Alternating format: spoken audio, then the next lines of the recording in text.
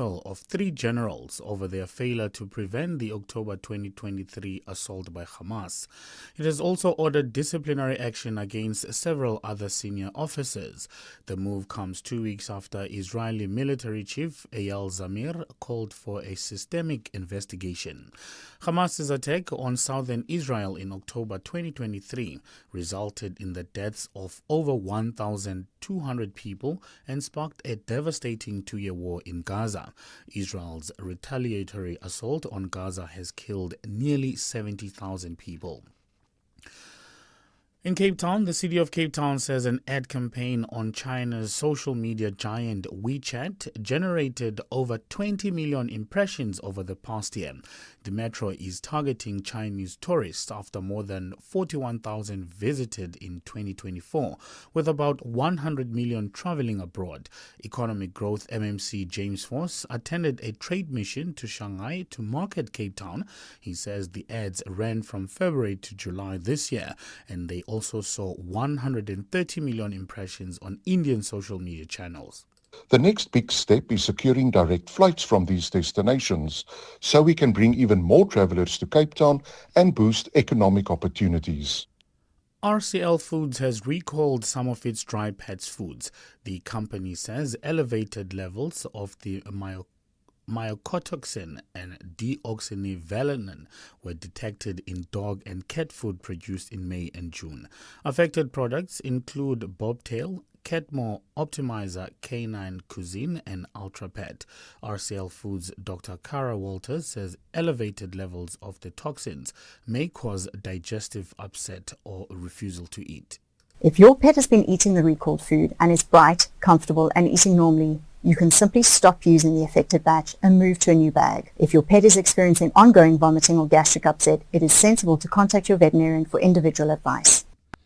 Gold's trading at $4,092.73 an ounce. The rand's at 17.32 to the dollar, 22.66 to the pound, and 19.95 to the euro.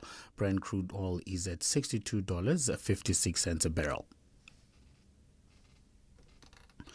Weather-wise, a cloudy Tuesday in store for Gauteng tomorrow with scattered showers and thunder showers expected. Johannesburg dropping to overnight lows of 11 degrees, peaking at 20. Pretoria 14 and 21 and Vereeniging 14 and 20 degrees. Clear skies with a moderate south-southeasterly breeze, a low of 18 and a high of 37 for the mother city. The top story this hour, President Cyril Ramaphosa is in Angola's capital, Luanda, attending the 7th African Union Europe Union Summit. EWN, in touch, in tune, and independent. For the latest, visit ewn.co.za or download the EWN app. EWN Traffic. In El Dorado Park, there's an accident scene. This is on the N12 westbound near the Golden Highway, already causing more than a 30-minute delay all the way from the N1, so avoid this route if you're heading into Soweto, Lenasia. That's at the N12 westbound. Just rather use Union Avenue, that's through El Dorado Park, or just rather use the R554. That's Nirvana Drive in the Lenasia area. Hopefully that will save you some time. We also have roadwork still causing delays in the Sunwood Park, Boksburg area, heading towards Brakpan. This is on the N17 eastbound between Rondebolt and Carnival City in the Calvin Alex area. Also delays due to roadworks on the N3 in both directions between London Road and the Clue Interchange, while in the Mother City heading into the CBD, expect delays on the elevated freeway. There's also bumper-to-bumper traffic on the N2 outbound approaching Bunga Avenue. If you come across any other traffic issues, please WhatsApp us on 072-702-1702. There's more EWN on air, online, and on the EWN app. And now, The Money Show with Stephen Grootes on 702. Let's walk the talk. The Money Show with Stephen Grootes is brought to you by ABSA CIB, proud host of the Africa Impact Matters series podcast. ABSA is an authorized FSB and registered credit provider. Good evening, I'm Stephen Grootes, 8 minutes after 6. Good to have you along with us on The Money Show tonight. One of those days where SENS this morning, the Stock Exchange News Service, was just result after result, and there's a lot more to come. There's the Cell C listing on the JSE later this week on Thursday. The JSE sending out invitations and all the rest for that today. But lots of results from African Bank. We'll speak to their CEO, Kennedy Bongani, in just a moment. And Nico Maree, the Chief Financial Officer at Naspers and Process. A lot going on around Takealot, it would seem. Richard Friedland, the Netcare CEO, you would think that private healthcare is in a sort of dangerous spot at the moment. Lots of talk about the NHI, but from a financial point of view, they're doing quite nicely. I didn't realize that surgery was over 50% of their revenue. And if you think about just the sheer number of people involved in any kind of procedure that requires surgery, well, I suppose it does make sense. We'll also speak to PPC, strong interim results from them.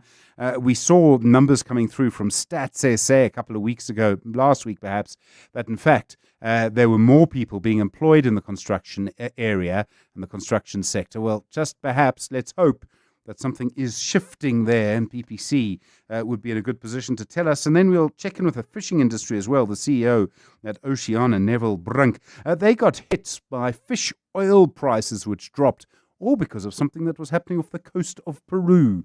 It just reminds you of how everything is interconnected, and if the G20 didn't remind you of that, well, I suppose nothing will. Good to hear from you tonight. 011 883 0702, 021 446 0567, and voice notes on 072 702 1702. Just thinking of the G20, and I had a good time there, I must just say, talking to you, but also just being there. A question that for me came out of it, and it is a contentious question, deliberately so. We saw the president presiding over it.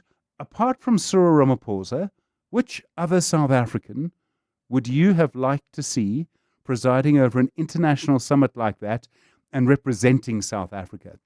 It can be a politician, can be someone from any sector, can be from any party, whatever it is. Which other South African do you think would have the... probably going to have to use the word gravitas, but would have the whatever it is that you think would be necessary to host a summit like that? 072 702 1702, 11 after 6. The Money Show With Stephen Grootes, live on 92.7 and 106 FM. Streaming on the Prime Media Plus app. and DSTV channel 856. 11 after 6. Well, African Bank reporting quite strong results in terms of numbers of customers. Their interest income was up 4%. Their non-interest income was up 39%. More people are using its My World and credit card accounts. The group CEO of African Bank is Kennedy Bongani. Kennedy, good evening. You have 6.3 million customers now. 5 years ago, it was just 1.2 million customers. I mean, that's a huge jump. I'm presuming your growth is in line with expectations or even exceeded that? Stephen, thanks for having us tonight, and always a delight to talk to you. Yes, I mean, these numbers do reflect growth better than we had forecasted. We are ahead of plan with respect to some significant deliverables. We thought we would be at around 5 million customers at this time, and that was a revised number from 3.5 million. So at 6.3 million, it's better than planned. But you are absolutely correct. The pivot in these numbers is how the plan to move from just being a monoline retail lender, an unsecured lender, which is what we were for almost 2.5 decades, into being a fully fledged bank is taking shape and is coming through very nicely with a 39% in rise in non-interest income, 7.6 billion of total net income in a year where we deliberately actually muted unsecured retail lending growth. I noticed that your operating expenses are rising. Your cost-to-income ratio is at 64%. I realize you're spending a lot getting things going to become I think the phrase you used was a fully fledged bank. Are you expecting that to still rise? It'll cost more as you roll out more services? No, we don't expect it to continue. Because remember how unique this reporting period was. We received in this year the approvals and incorporated our acquisition of Sasfin Capital Equipment Finance, of Sasfin Commercial Property Finance. We bought capabilities into personal home loan solution with our acquisition of most of Africa Direct businesses.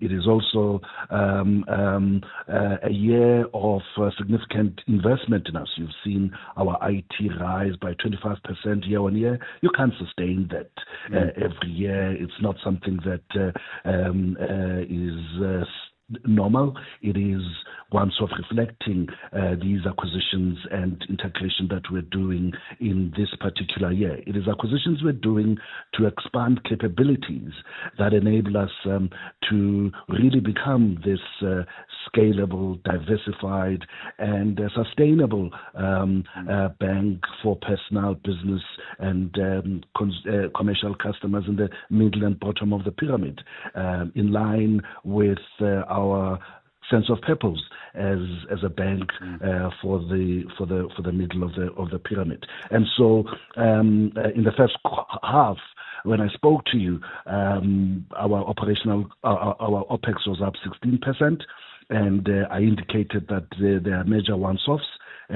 We are now up 11% for 12 months, reflecting the point I'm making that the one-offs in the first half are being managed out, and we are likely to now have an opportunity to having expanded our customer franchise this much and expanded our capabilities. We have an opportunity to extract value in line with the key deliverables that we think are needed to have a compelling investor proposition for our listing. So, Kennedy, it's interesting. You're exceeding your expectations quite dramatically. One of your competitors, also a new bank, broke even earlier than expected.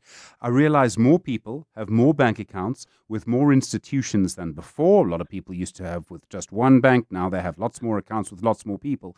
So that's fine. That's good for you. It's good for other new banks. But does it mean that you're all getting as much revenue per customer as you did in the past? And I would imagine the answer to that is no.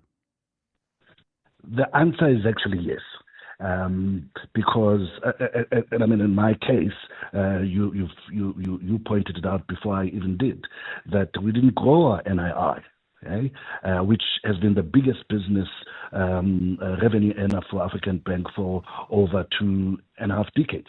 We grew something that was not there 4 years ago when I started. 2.1 billion rands of non-interest income came from transacting accounts, transacting customers, and so that shows you that you can actually drive new wallet from customers when your proposition is correct. What I think has happened in almost 30 years of being in banking is that the South African banking customer has really wisened up and is smart about what they pay for from whom in their financial services journey, and they're very clear. You've got to add value for them to pay you for that service. And if you count all of our customers with my peers who are running banks, you might think South Africa has got 200 million people. It doesn't. It just has you and I who actually have more than one bank card in our wallet and who use those bank services where they are best. Kennedy Bongani, thanks very much indeed. Group CEO of African Bank, 17 after 6. 702. Stephen is on the Money Show. 6 to 8 p.m. Naspers reporting more strong growth in its companies across Europe, Latin America and India. It says it's been able to increase revenue from e-commerce by 21% in the 6 months to the end of September. A big standout as part of that is Takealot. Its order growth there up by 16%, revenue up by 32%. Nico Marais is the Group Chief Financial Officer for the Naspers and Prosus Group. Nico, good evening. You've been buying many companies. You've been essentially getting them to work together. You've been building synergies. You're building market share. To look at your group results as a whole, it seems you're beginning to see the fruits of those investments. Yes, thank you, Stephen. I think our ecosystem strategy is starting to deliver real strong results. The highlights for me really the strong growth we're achieving in Latin America through our iFood business that grew 35%, but also OLX in Europe, 17% growth, and even in India, our Payu fintech business actually, improved their results meaningfully. So indeed, we are starting to deliver on many of the ambitions that we've set out to the market in the last year. You say there's a lot of headroom for growth in Europe. I mean, it's a rich market, huge growth potential, quite a long way to go, I would imagine.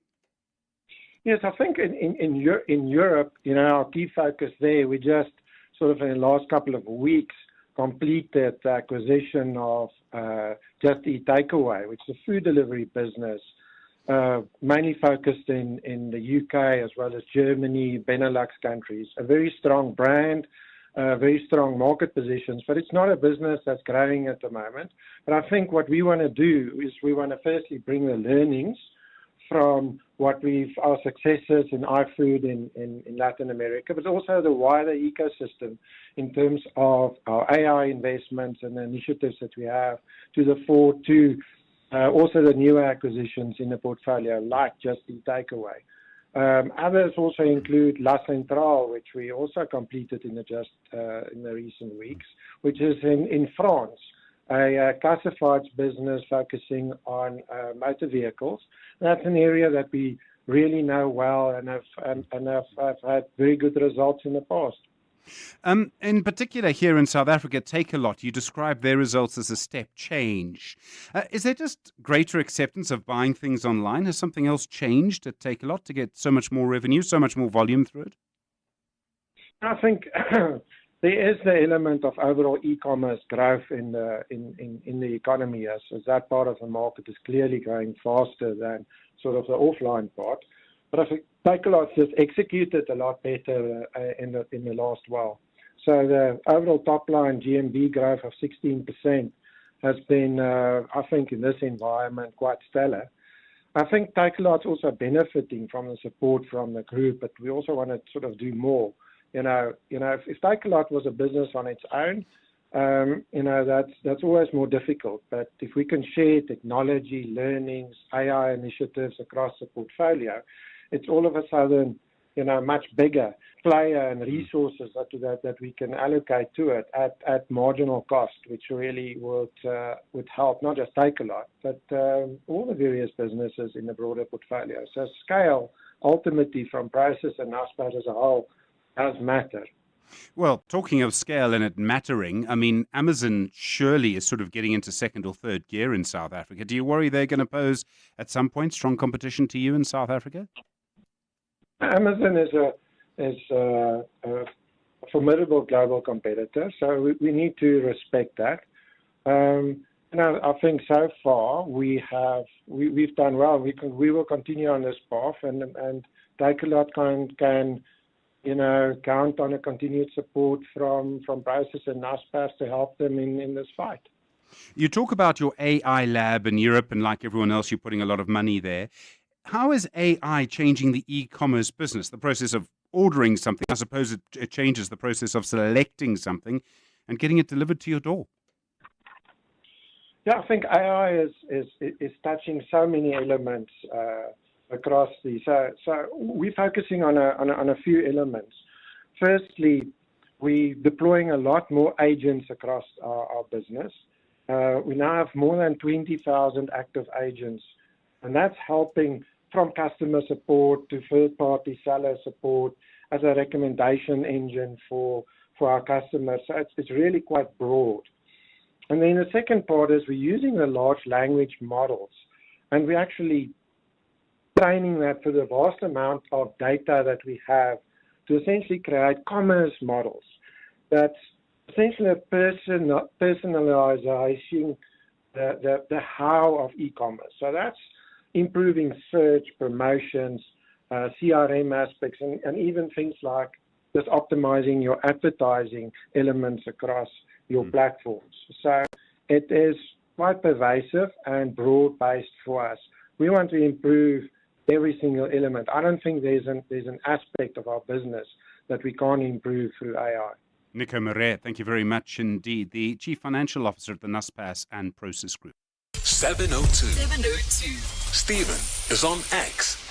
At Stephen Grootes. 23 after 6. Well, Netcare reporting profits up by 17% for the year to the end of September. Headline earnings per share up by 20.7, building more facilities as well. Dr. Richard Friedland is the CEO at Netcare.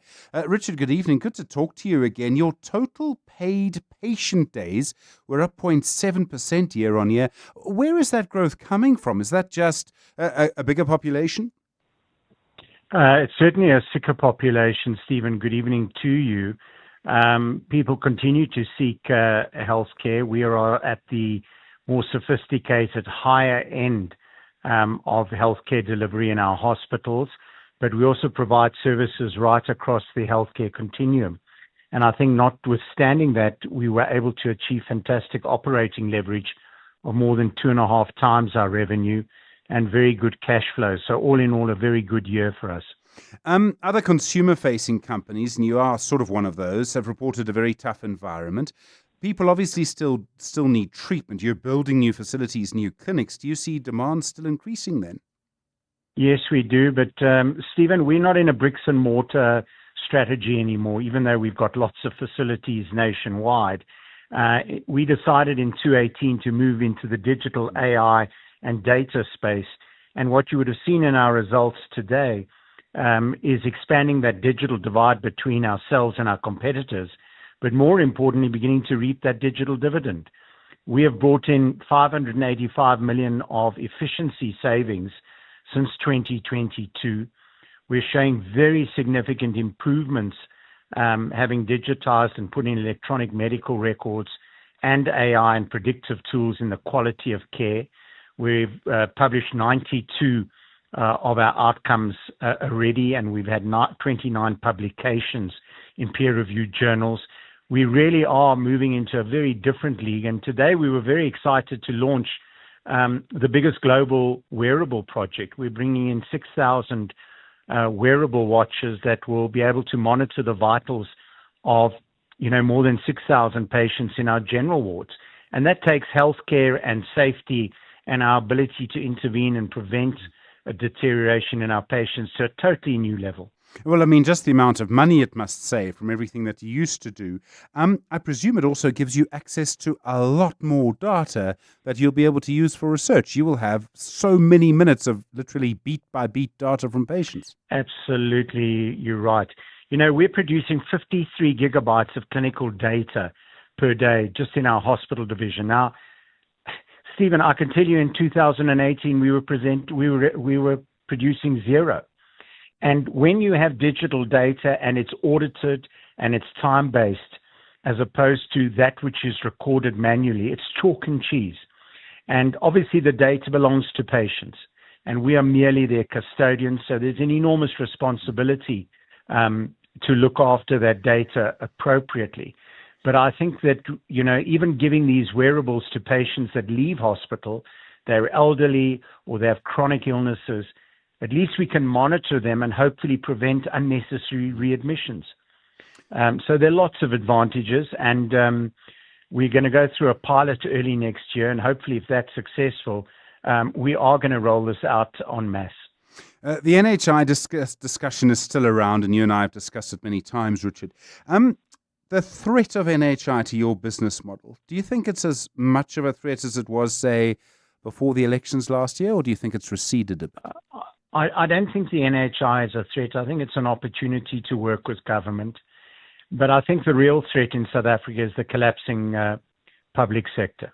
And, the Auditor General report that came out in Parliament on the 29th of October spoke about a public health system in freefall, plagued by financial ruin, institutional rot, and a near total absence of accountability.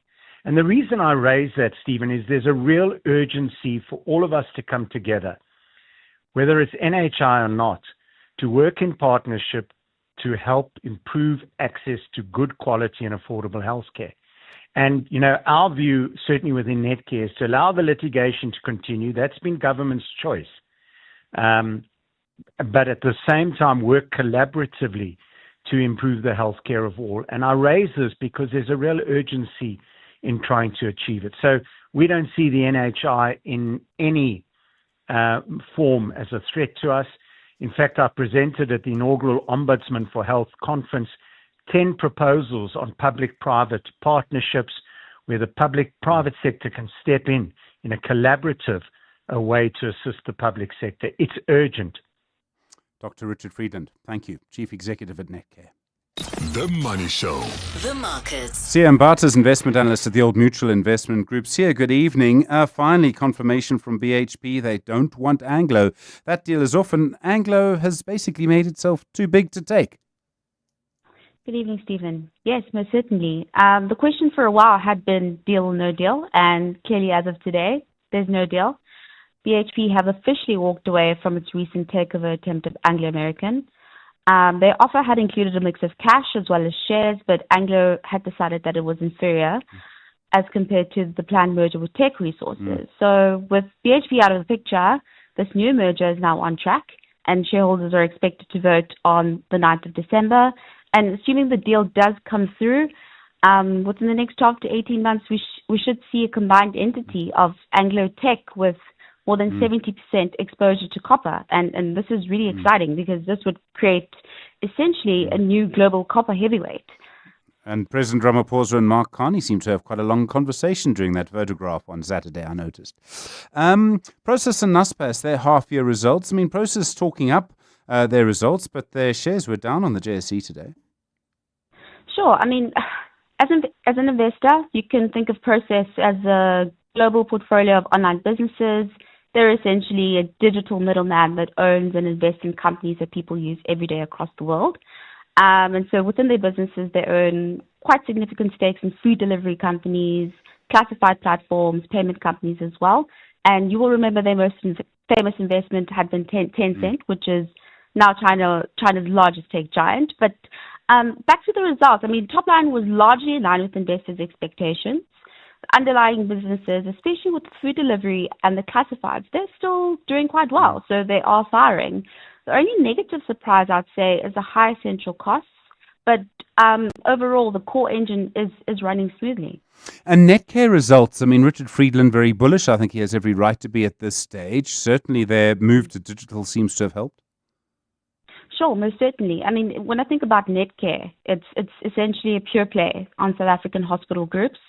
When I look at the results, it's largely in line with expectations from a revenue and a profit perspective.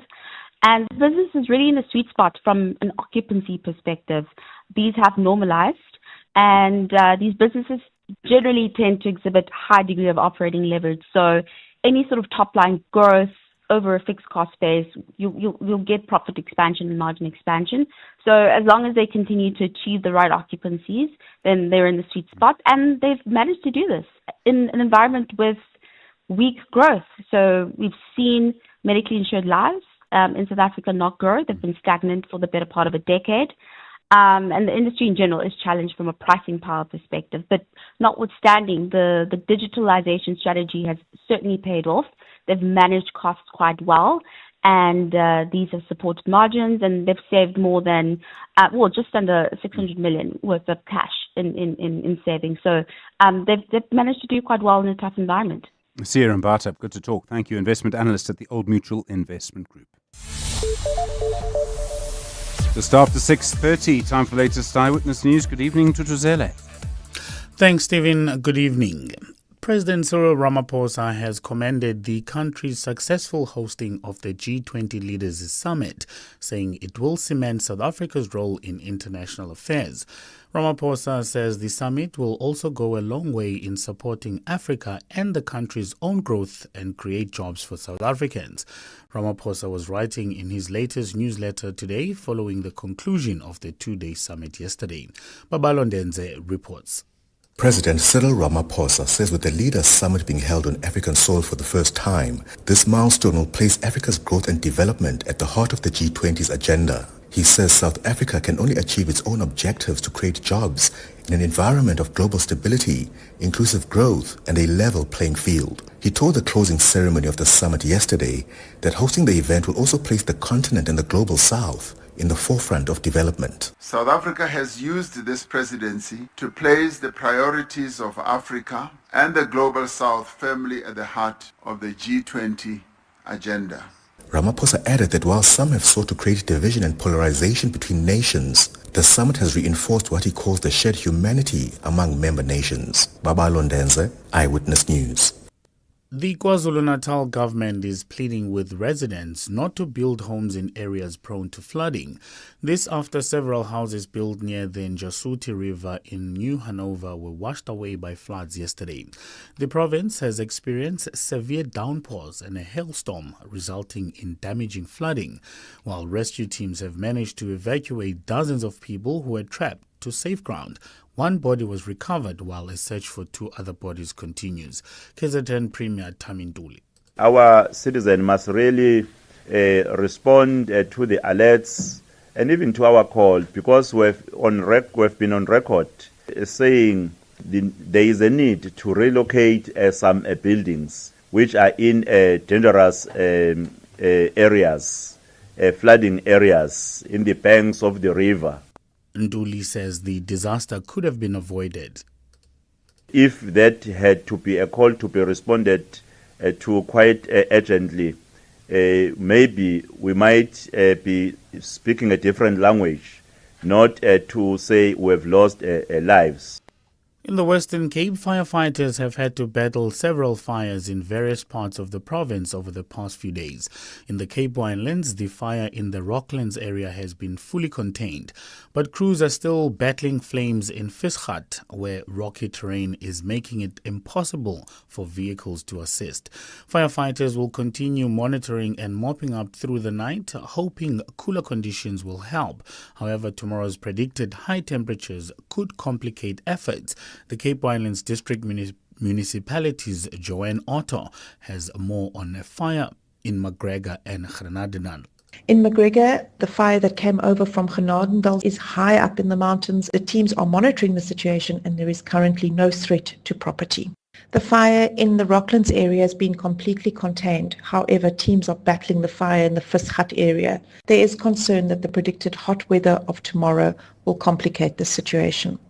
A small fire also broke out along the R43 in Gansbaai yesterday, while in Cape Town a fire in Dido Valley on Saturday was brought under control yesterday morning.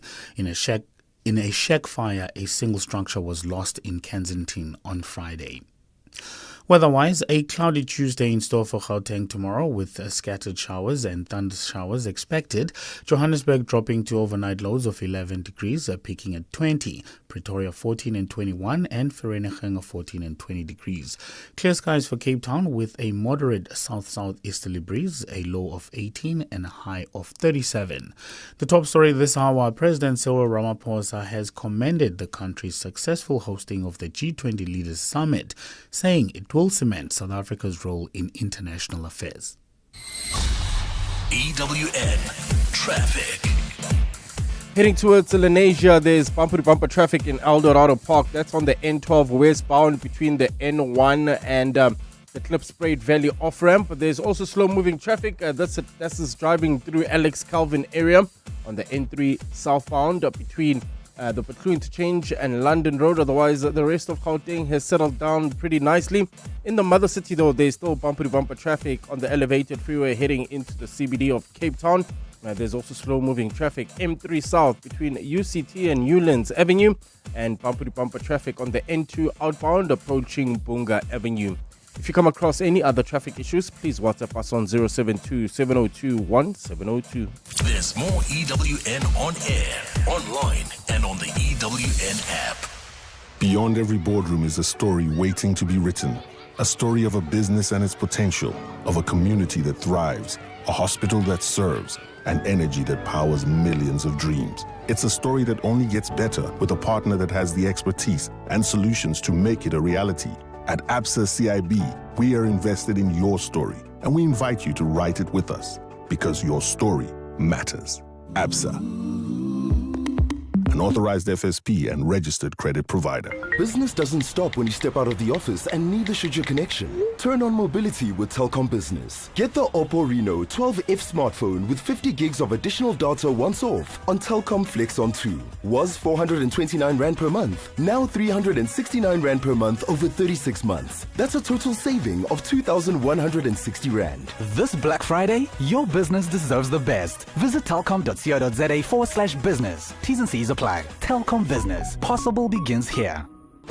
702 and the Discount Foundation are shining the spotlight on the health matters you want to know more about. Here's what we explored this month.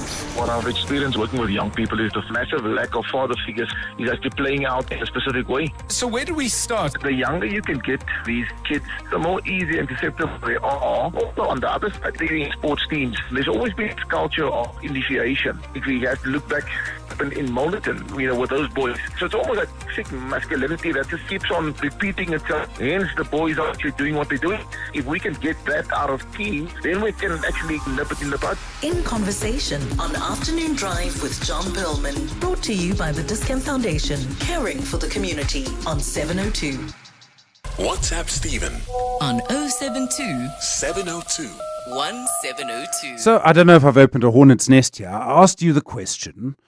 When you saw the president presiding over the G20 summit last night, over the weekend, which other South African would you have liked to see? Who else could have done that? Tolekele, unfortunately, was not available, as far as I know. You can ask her. But who would you like to see? So Dave says Peter Groenewald. Cornelius says, I would have loved to see Herman Mashaba, the leader of Action SA, presiding in the summit. That's Cornelius and Piri. Slade says... and Klapo says, I think Trevor Manuel or Thabo Mbeki would have done equally well. Trevor Manuel chaired one of the panels that led into it. I thought that was interesting. State says, the other guy called Mbeki. Is it Moeletsi? It is Moeletsi. I think he had an important birthday. Happy birthday, Moeletsi Mbeki, quite recently. I like that the other guy called him Mbeki. Shame. That's not very nice. But Moeletsi Mbeki, very much a man in his own right, by the way. I've spoken to him many, many, many times about politics and all sorts of other things. If you kind of want to get a deeper understanding, he's the old guy. Voice notes also on 072 702 1702. And your listeners, you're asking a very good question. That who can lead South Africa in those international stages. I have two people in mind, and listeners they can disagree with me. I have Sonia Zogzibi and Adrian Gore. Those are the two people that I think, for me, they have what it takes to be on international stage. Thank you so much, great show as always. This is Lirian from Cape Town. Hi, Stephen. Definitely Vusi Tembokwayo. Hands down. Wow. I think he would have been the perfect spokesperson, MC, ambassador. With his level of confidence, assertiveness, strategic thinking. Yeah, no, he would have been the ideal. No doubting his level of confidence, that's for sure. Gosh, that I did not see that coming. I think Discovery's share price is going to tick up slightly tomorrow. Adrian Gore. Very interesting thoughts. Okay, who do you think? Who would you like to have seen on the stage? If not President Ramaphosa, then who? 18 minutes to 7. EWN Sport. Oh, Hugo Broos, that's who, obviously. Of course. And Stephen, he's left out Grant Kekana and Toby Mvala. That's from his 54-player Bafana Bafana preliminary squad for next month's 2025 Africa Cup of Nations. Themba Zwane has been selected despite having struggled with injuries, while there's call-ups from Mbegezeli Mbogazi, Talon Smith, Rile Mufokeng and Lyle Foster. Bruce will trim down the squad to 23 in the coming days, with South Africa set to go into camp in early December.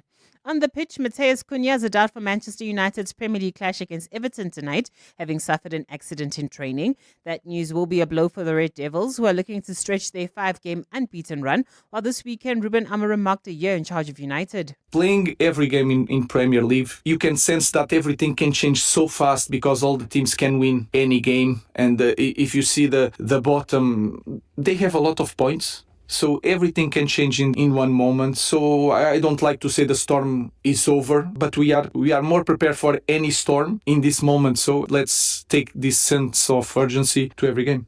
India faced a series defeat after they were bowled out for 201 by South Africa on day 3 of the second test, as Marco Jansen took 6 for 48. The tourists closed on 26 without any loss, giving them a lead of 314 runs and making them firm favourites to seal a 2-0 series victory.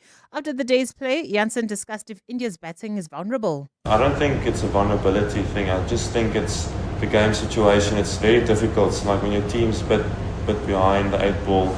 For any batter, that's quite difficult to assess because you have to get used to conditions, then you have to figure out a plan, and then you have to try and put pressure back on the opposition. So I think, and that's Test cricket. Sometimes you have to fight it out, you have to dig deep, and you have to find a way. And Rassie Erasmus says the Springboks have achieved some of their objectives this season but can get better. They strengthened their position as the world #1 side following a 24-13 win over Ireland, which was their first victory in Dublin since 2012, and will close out their campaign with the clash against Wales. We're realistic. Australia gave us shots. The first match against New Zealand we lost. We lost 2 matches this year, 2 matches last year. So I think we're in the up in certain areas. But, losing Ox, Jan Hendrik and all of those guys, it's tough to lose. And Frans Malherbe will only be ready next year, June. And we had to bring a few youngsters into the mix. So we are getting better in swapping in and out in different positions. But a lot of work still to do if we think we can stay at the top.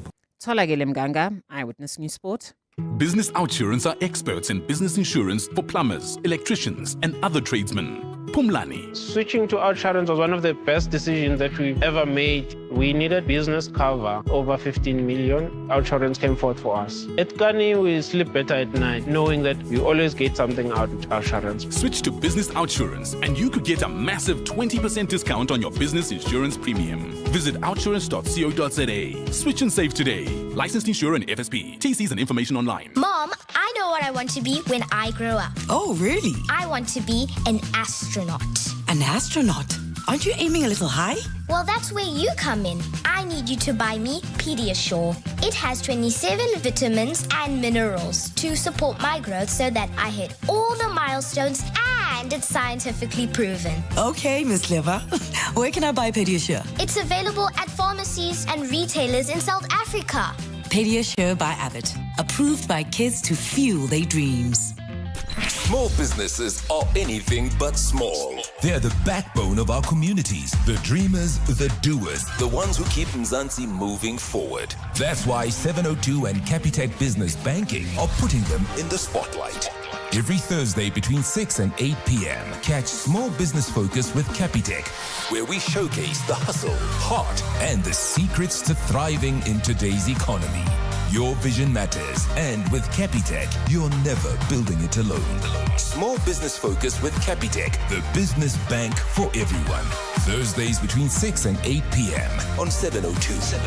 Capitec Bank is an authorized FSP 46669. The Money Show with Stephen Grootes, live on 92.7 and 106 FM. Streaming on the Prime Media Plus app. and DSTV channel 856. 14 minutes to 7. I might have mentioned at the start of the show, quite a few results out today. One of them coming from PPC. Their headline, this is the cement maker, their headline earnings per share up by 15%. Kind of hoping that's because of stronger demand. Their revenue up by 6%. There was an issue with a foreign exchange hedge that went wrong. Matthias Cardarelli is the CEO at PPC. He's been involved in the sort of turnaround. Matthias, good to talk to you again. Good evening. Please tell me, are you seeing more demand for cement in South Africa?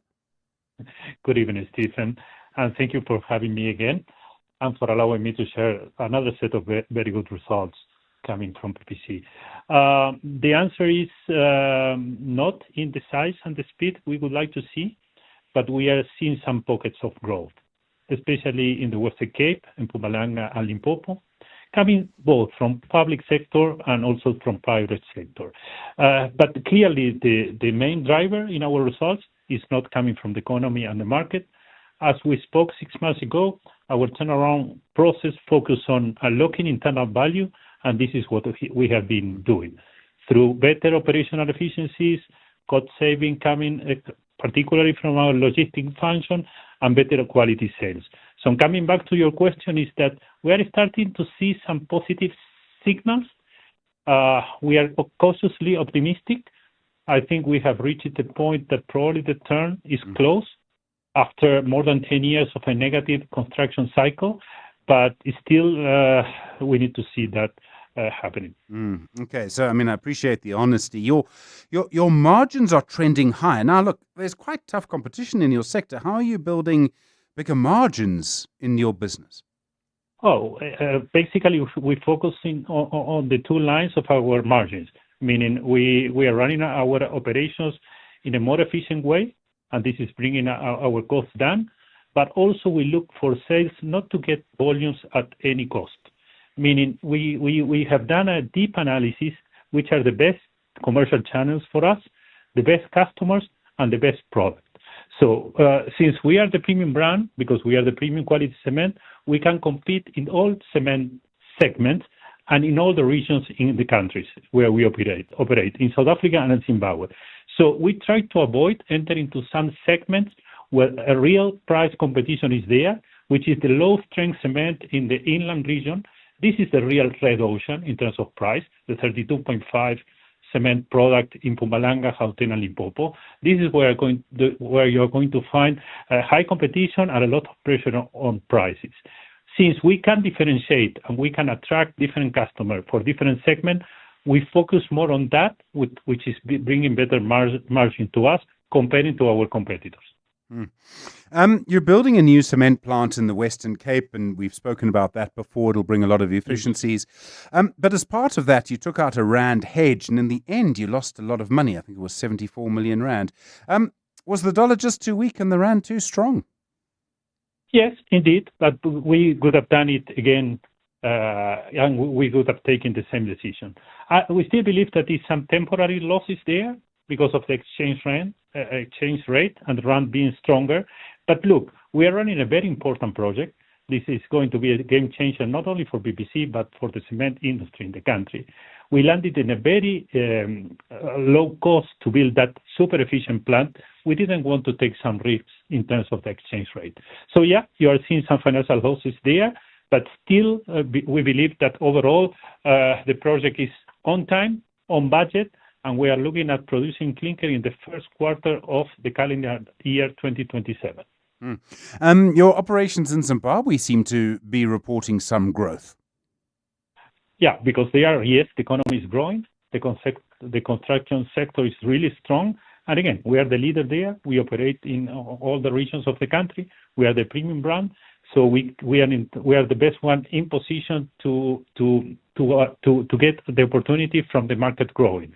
Another important thing that has just happened is that our SIM operation delivered a $20 million dividend that we have already received, and this is a big growth comparing a $4 million dividend that we received last year in the same period.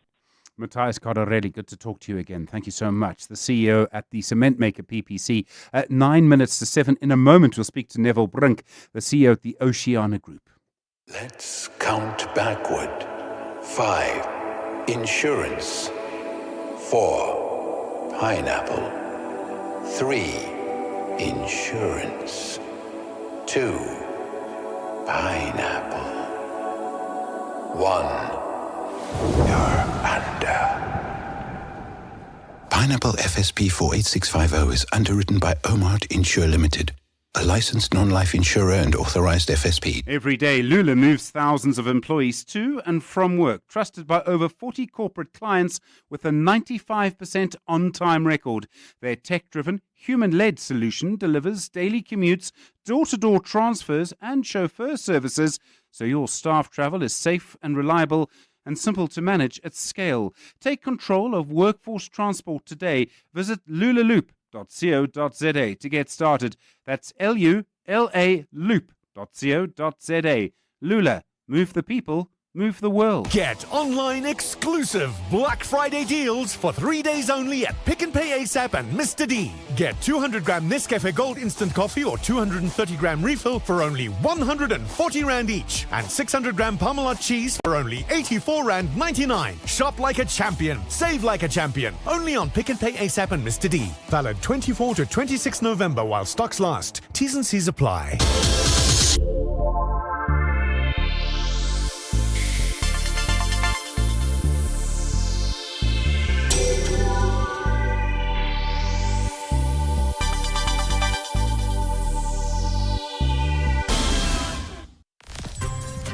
The Money Show, Stephen Grootes, is brought to you by ABSA CIB, proud host of the Africa Impact Matters series podcast. ABSA is an authorized FSP and registered credit provider.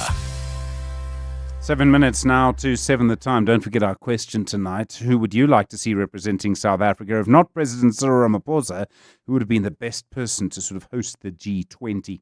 Well, Oceania reporting lower profits this year. They did have a 58% increase in operating profits for its African operations, but US dollar prices for fish oil were down by half. They hit record levels last year. Neville Brink is the CEO at the Oceania Group. Neville, good evening. We remember how important fish oil prices were for you last year. Peru's catch improved. There were lower prices this year, and that clearly had a big impact on you. Hi, Stephen. Yes, it has. And coming off the record high we had last year, prices have normalized. In fact, I think that they probably overcorrected a little bit and should strengthen in the next couple of weeks. But, that's fishing, unfortunately. We have to ride the waves and the volatility of the industry. Your overhead expenditure was down by 12%. And from what I saw, it's mainly because of lower employment costs. So you're not employing as many people as you did before. No, we haven't had any retrenchment process. What we have done is redirect people into some of our new businesses, in particular in the Lucky Star side, where we've opened a canned meat factory. So we've been just a little bit clever in the way we've allocated our resources. So there's been no mass retrenchment. No, I mean, I presumed you would have heard by now if there was. Your Lucky Star Group, so hugely important for you, often produces one of the cheapest forms of protein for many people. You say it had a tough second half. What happened? No, I didn't say there was a tough second half. No, we've had a good year. No, we certainly have. We've had volumes up, and the halves have been more or less the same. Consistent demand from the consumers. Obviously, pricing is key for that brand, and we've got to manage that price very collectively because we don't compete in the canned pilchard market. We compete in the broader protein market, and to an extent, we compete with starches. My mistake. I must have misread that. I do apologize. Lucky Star is exporting. Where are you finding new markets? Are those neighboring countries, people who might know the product already in some ways? Yeah, traditionally we've always exported to the SADC countries, but one new market that we have discovered this year and we've started and opened and it's starting to do well is Ghana. Ghana has very similar eating habits to South Africans, where they know canned pilchards or canned fish in a tall can and a 4 to 5 gram can. So we've now opened a Lucky Star office there with a local partner, and it is certainly starting to gain nice traction. And the two major cities, Accra and Kumasi, are certainly big fish-eating populations, and we've started to grow some traction of Lucky Star in that market. You also fish for horse mackerel, and you suggest that the horse mackerel industry in Namibia may not be sustainable under the current framework there. What seems to be going wrong in your view? What are you warning about? There's two things that concerns us in Namibia. One is the management of the resource. The biomass has certainly dropped off. We think there's too much effort in the industry, too many vessels fishing on too little fish, and we've seen our catch rates drop. We are also concerned about a level of poaching coming from North Africa down into the Namibian waters, and the Namibian authorities don't have the resources to patrol it properly. And then the second allocation is the operators, the big operators there are getting less and less quota, and we're having to buy the balance of quota from independent non-operators, and it is becoming marginal. It's certainly something that we are working on. We're having dialogue with the authorities there, with government there, because we want to stay invested in Namibia, and we think we can get some sort of solution to allow foreign investment in the country, in particular in the fishing industry. Are the people you compete with, other people in the industry, worried about the same thing? I mean, this is the kind of thing that needs to be managed quite carefully. Everybody needs to sort of work together to manage that resource, otherwise everybody suffers. Yeah, we have associations there, the operators associations in the horse mackerel business, and we're working through the associations through government. But it is a bit of a political minefield. It's not easy to manage because they have a social problem like we have in terms of unemployment, and they're trying to redress that by allocating quotas to a range of parties that often don't have any expertise in fishing and simply are selling the piece of paper back to the fishing industry. That certainly is possible as long as the operators have sufficient stock of their own to keep and cover the capital cost of refurbishing vessels and upgrading factories. So there's a fine line there, and we have to be very careful how we manage it. Neville Brinker, really appreciate the time. Thank you. CEO at the Oceana Group. The Money Show on 702. Monday to Friday, 6 to 8 p.m. Well, still some responses coming through on who people would have liked to see hosting the G20. Rob Hersov says, Rian, that was not a name I expected, I have to just tell you. I saw today that Stephen Grootes Stocks has finally agreed to a sort of settlement with Eskom. They'll get 580 million rand from Eskom. That'll be full and final settlement, the sort of magic words in a legal settlement like that. They had a dispute arbitration. There was a sort of objection from Eskom. It does seem to have been resolved. But it just reminded me of how sort of heavy the hand of that era, that state capture era, really is. Still, we have outcomes like this where processes take a long time to get resolved. They're very complicated. They involved lots of people. There were big issues there. And as a result, when it comes to an adjudication process or some kind of way to resolve this, it just seems to take a very long time. And when you think, for example, Bain and Co. eventually just packed up and left, I must say, I've yet to come across someone who shed a tear. Think of the reputation of McKinsey. Still, people still sort of talk about it in that kind of way. It's just interesting what happened, how that era still set a tone in a way, and how long it takes to resolve all of those things. We'll talk more about the G20. We'll speak to Kanti Pai, senior economist at PwC Strategy, in a few moments at that. James Erdung, the founder and CEO of Education Africa. He's got a new book out called It Always Seems Impossible. And then Marlies van Sail, the CEO at Aspire Art. She's involved in the art as investment and the car as investment business. Looking forward to talking to her as well. You're with The Money Show at 7 o'clock. This is EWN. Good evening, I'm Dutuzelo Nene. The inquiry into Johannesburg prosecution boss Andrew Chauke has questioned his decision-making power in connection with racketeering charges against former KZN Hawks boss Johan Boysen. NPA head Shamila Badohi has been testifying in Chauke's inquiry in Pretoria as the main complainant.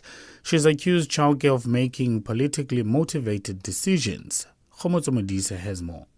NPA boss Shamila Badohi has alleged that Johannesburg prosecution's head, Andrew Chauke, made the decision to prosecute former KZN Hawks boss, Johan Boysen, which was outside of his mandate and jurisdiction. But the inquiry's chair, retired Justice Beson Kabinde, has questioned this claim, highlighting that the team that Chauke led included prosecutors from other provinces. How then do we suggest that Advocate Chauke could take a prosecutorial decision when he is merely a coordinator? But Badohi says from an affidavit made by former acting NPA head Nomgcobo Jiba, Chauke was more than a coordinator. What Advocate Jiba's view was that he was not merely a coordinator, that he was in fact the de facto DPP, the DPP in charge. Chauke's lawyers insist that while he led the team of prosecutors, he did not make the ultimate decision to prosecute Boysen. Khomotso Modise, Eyewitness News. The corruption case involving a Hawks officer and a Tembisa hospital employee has been postponed to next week. The two appeared in the Pretoria Magistrates Court after they were arrested yesterday. It's alleged they tried to bribe a Hawks officer who's investigating corruption at the health facility to avoid being prosecuted. In September, the SIU reported that 2 billion rand meant for healthcare services at the hospital had been misappropriated. DA's Jack Bloom commended the Hawks for arresting one of their own. And we need to interrogate everybody there so that we find out who most benefited from it, and then recover the money as soon as possible and make sure that all people are charged and appear in prison as soon as possible. In Cape Town, alleged underworld gang boss Nafis Modeg today denied paying a disbarred attorney to provide legal services to a self-confessed hitman. Modeg is being cross-examined for his alleged involvement in the attempted murder of attorney William Booth 5 years ago. The incident forms part of the 122 charges Modeg and his 14 co-accused face in the Western Cape High Court. Carlo Peterson has more. State Prosecutor Greg Vormerans continued questioning Nafis Modak today about allegedly orchestrating a hit on attorney William Booth in April 2020. Vormerans took Modak back to the evidence of self-confessed hitman Mr. A, who last year told the court he worked for Modak as a gunman. Mr. A told the court co-accused Ziad Pool paid him to perform at least 4 murders in 2019, including a hit on Booth allegedly on behalf of Modak. Mr. A's attempts to murder Booth were halted in December 2019 when he was arrested for possession of an illegal firearm. Modak denies paying former attorney Gary Newmark, who was disbarred in 2012, to provide legal services to Mr. A after his arrest. Mr. A said he didn't pay an absolute cent to Mr. Newmark because Mr. A believed you covered that bill, and in fact that was Mr. Newmark's evidence as well. Is that so? That's false. Modak will be back in the witness box tomorrow for his cross-examination to continue. Carlo Peterson, Eyewitness News, Western Cape High Court. The UN's World Tourism Organization has revealed the Chinese travelers are the biggest spenders. The country spent 4.6 trillion rand on overseas travel last year. Cape Town's tourism authorities are in Shanghai in a bid to attract visitors from the Asian market. MACO member for economic growth, James Force, says the city is targeting both the Chinese and Indian travel markets. Unlocking new visitor markets is a key priority because it's how we grow Cape Town's tourism economy and create more jobs. In Belgium, unions have kicked off their 3 days of demonstrations against government's proposed spending cuts and labour law changes. The next few days will see a phased-out approach resulting in closed schools and disrupted train and air travel. The strike was called by the main Belgian unions who are in a standoff with Prime Minister Bart de Wever. De Wever is trying to impose a major austerity effort through a series of unprecedented structural reforms. Only a small number of the measures proposed have been implemented so far, largely because of divisions within his five-party coalition. Gold's trading at $4,097.24 an ounce. The rand's at 17.31 to the dollar, 22.68 to the pound, and 19.95 to the euro. Brent crude oil is at $62.56 a barrel. In Eldorado Park, that's heading towards Lenasia. There's still bumper-to-bumper traffic on the N12 westbound between the N1 and the Klipspruit Valley off-ramp due to an earlier accident in the mother city. There's slow-moving traffic. M3 southbound between UCT and Newlands Avenue. Also, bumper-to-bumper traffic. This is on Nelson Mandela Boulevard, approaching Browning Road. Weather-wise, a cloudy Tuesday in store for Gauteng with scattered showers and thunder showers expected. Johannesburg dropping to overnight lows of 11 degrees, peaking at 20. Pretoria 14 and 21 and Vereeniging 14 and 20 degrees. Clear skies in Cape Town with a moderate south-southeasterly breeze, a low of 18 and a high of 37. The top story this hour, the inquiry into Johannesburg prosecution boss Andrew Chauke has questioned his decision-making power in connection with racketeering charges against former KZN Hawks boss Johan Boysen. EWN, in touch, in tune, and independent. For the latest, visit ewn.co.za or download the EWN app. And now, The Money Show with Stephen Grootes on 702. Let's walk the talk. The Money Show with Stephen Grootes is brought to you by ABSA CIB, proud host of the Africa Impact Matters series podcast. ABSA is an authorized FSP and registered credit provider. I'm Stephen Grootes, 7 minutes after 7 the time, plenty to come. We'll talk about a book. It's called It Always Seems Impossible. And doesn't it just? In fact, it's such a great title because it just sort of describes life. I think many people, not everyone obviously, but many people end up doing things they never thought would actually happen. And for all sorts of reasons, they're able to do it. James Erdang is his name. He's the founder and CEO at Education Africa. Kanti Pai, like me, I think recovering from the G20. Hard to know who had more fun, he or I. We'll speak to him in a moment, just about the world economy after the G20. And then, I don't know about art and cars as an investment. I mean, for me, a car is meant to be driven and art is meant to be looked at and appreciated.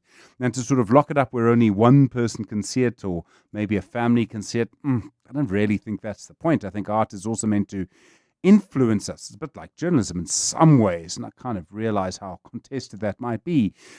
But I kind of feel that it should be shared a little bit. And I'm not saying everyone should be able to drive a car, but certainly you should be able to see it. And sometimes you want to hear it. But yeah, we'll talk about that. Such an interesting subject. Marlies van Sales, the CEO at Aspire Art. Looking forward to that conversation, actually. And fascinated by this particular question, which is, if you have a piece of art, what are the ingredients? What are the elements that'll make it more or less valuable over time? And how hard is it to predict that? I think it can be quite hard to predict that, but that'll be one of the questions I'll put. So looking forward to that. Your voice notes and comments coming through as well on 072 702 1702.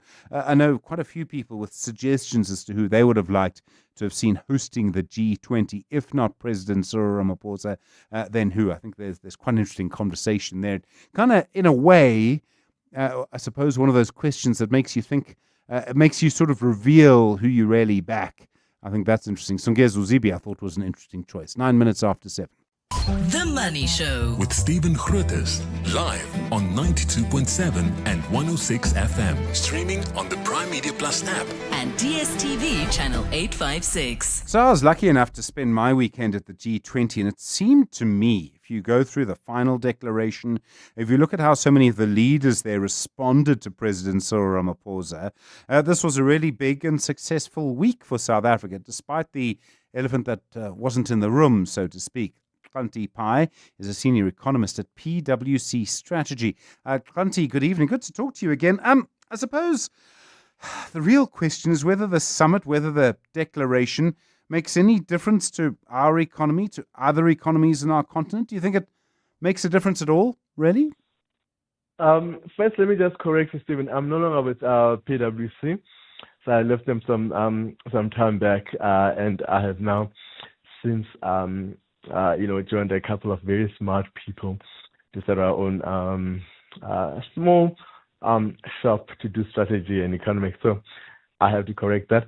But I also thought that, and if I can take a little bit of time about the cars, one of my mentors when I was starting out in my career said something important. Said, in order for you to succeed, what you need to do is that whenever you are going with a boss to a client, you must drive, and so that they can see that you can do things, that you are capable.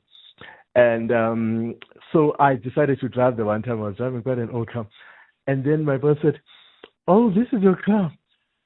One day you're actually going to drive a car that you can't hear an engine. You can't hear the engine as you drive." And now I drive a car that I do not hear the engine when I drive. So I've made it. So those things are very, very, very important. I thought I'd highlight that. But back to this, and I think actually this is actually very, very important for South Africa, because what we've been able to do to put together this event, this meeting, and its outcomes really, really actually also is an important marker in terms of people, trusting us, our reputation, that we can do things, that we are capable. And that's something very, very, very important, especially when people think about investment, when think about actually, the state of the country and whether or not they can move them. And I think that is one of the biggest things that we may have achieved here in terms of being able to have done this as we have done it. There's also competence on different levels, right? So there's competence on, did your airport work? There's competence on getting people in and out of the sort of center. There's competence on the level of what do your highways look like. I noticed when I drove quite early in the morning. It was dark. Some of the street lights weren't working in all sections of the highway. Most of the world leaders would have come through a long time after me and wouldn't have noticed that. But there's another set of competence which is as important, which is your political competence. And it seemed to me Zane Dangor and President Ramaphosa maybe need to take a bow. No, absolutely. I mean, they really, really reinforced, South Africa's sovereignty, and they really stood firm in terms of actually what is really, really important. Remember that, the global order and the global world has its rules. We are not, nobody does what they want. That's why we've got international law. That's why we've got protocols. So that actually there is a way in which we do things that actually makes sense. And so it was very, very important for them to do that, to actually reinforce those things. I actually also listened to a clip by Linda Sisulu who was saying, even though we've always had tensions with the U.S., and one of the things that's important about tensions between nations is that they keep reminding, it's good for everybody because you keep being reminded about your values, and that the more you are reminded, the more you actually have to stand for them, the more they actually become more realistic, and that you appreciate them more, and that they actually become ingrained. And I think that we got that opportunity here, and we used it well. If you look at the leaders of the G20, almost by definition, most of them come from the global north. And it would seem to me that if you look at the declaration, there seems to be quite a deep understanding that what happens in one country affects another. So to put it another way, if you're the Italian prime minister and you've got a refugee crisis, that's because Italy is failing. That's because Libya is failing as a state. There's quite a lot of self-interest in everybody working together on problems that may only be in one place, but will affect everybody eventually. I mean, if we've learned one thing from COVID, that's surely the lesson. No, that's certainly it. Self-interest is the cornerstone. Economists know this. One of our founding fathers of economics, Adam Smith, said, that we don't have bread every morning because the baker decided that he wants, to feed all of us. It is his own interest that he actually bakes that bread so that he can sell it and make an income. And we happen to be able to actually then benefit from his own self-interest. It's the same thing with people who make us shoes, that all self-interest. But in the end, that self-interest is supposed to actually help all of us actually in terms of how we're able then, to forward and to meet our needs, because that's something that's quite important.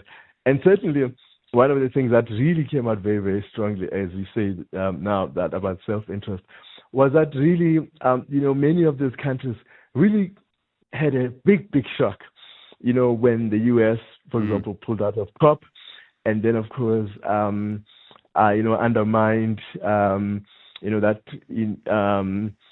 agreements around NATO. And so they said, look, we have lost this, this big, big ally of ours. And one of the things that we saw here is that they really came here to take this platform, to look for new partnerships, to reinforce, the importance of interconnectedness and working together. And that's what really, really came along, and that was quite strong. And I thought for me that was really, really, really important because, as we know, globalization has been part, and interconnection has been part of, how we've actually prospered globally. Yes, of course, we've left some people behind, but we have gained a lot in terms of our ability to cooperate, our ability to trade, our ability to, to see each other and to work together towards common solutions. And so that is something that everybody recognizes. And so this is why this meeting was so strong. And so many words there's such strong words that were being used. I listened to President Macron saying, I respect Africa, I respect, China, I respect the East, because we all have to work together. So everybody now is recognizing that there is no other way out of this except that we respect each other, we are equal, so that when we face problems, we face them together. Kanti Pai, good to talk to you again. Thank you. The independent economist and strategist recently set up his own small shop with, as he puts it, very smart people. 17 minutes after 7. Beyond every boardroom is a story waiting to be written. A story of a business and its potential, of a community that thrives, a hospital that serves, and energy that powers millions of dreams. It's a story that only gets better with a partner that has the expertise and solutions to make it a reality. At ABSA CIB, we are invested in your story, and we invite you to write it with us, because your story matters. ABSA, an authorized FSP and registered credit provider. Tani Esther, or should I say the Tupperware Tani? How's business going? Business is booming. I've been operating out of the boot of my car for 10 years, but shame, it couldn't keep up with my growing empire. Okay, so you sold it to We Buy Cars? Yes, quick. Sold my old one, bought a bigger one. I even sold some of my Tupperware to the friendly guy who picked up my car.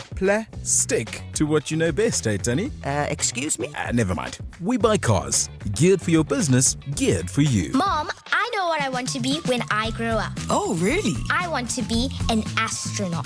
An astronaut? Aren't you aiming a little high? Well, that's where you come in. I need you to buy me Pediasure. It has 27 vitamins and minerals to support my growth so that I hit all the milestones, and it's scientifically proven. Okay, Miss Liver. Where can I buy Pediasure? It's available at pharmacies and retailers in South Africa. Pediasure by Abbott. Approved by kids to fuel their dreams. Durbanville Hills pairs perfectly with sunsets, your favorite playlist, and your favorite people. Durbanville Hills pairs really well with your December Friendsmas party. It pairs perfectly with every story. And right now, when you buy any 2 bottles of Durbanville Hills from participating retailers, you could win a 5,000 Rand voucher. Durbanville Hills pairs perfectly with every story. Not for persons under the age of 18. T's and C's apply.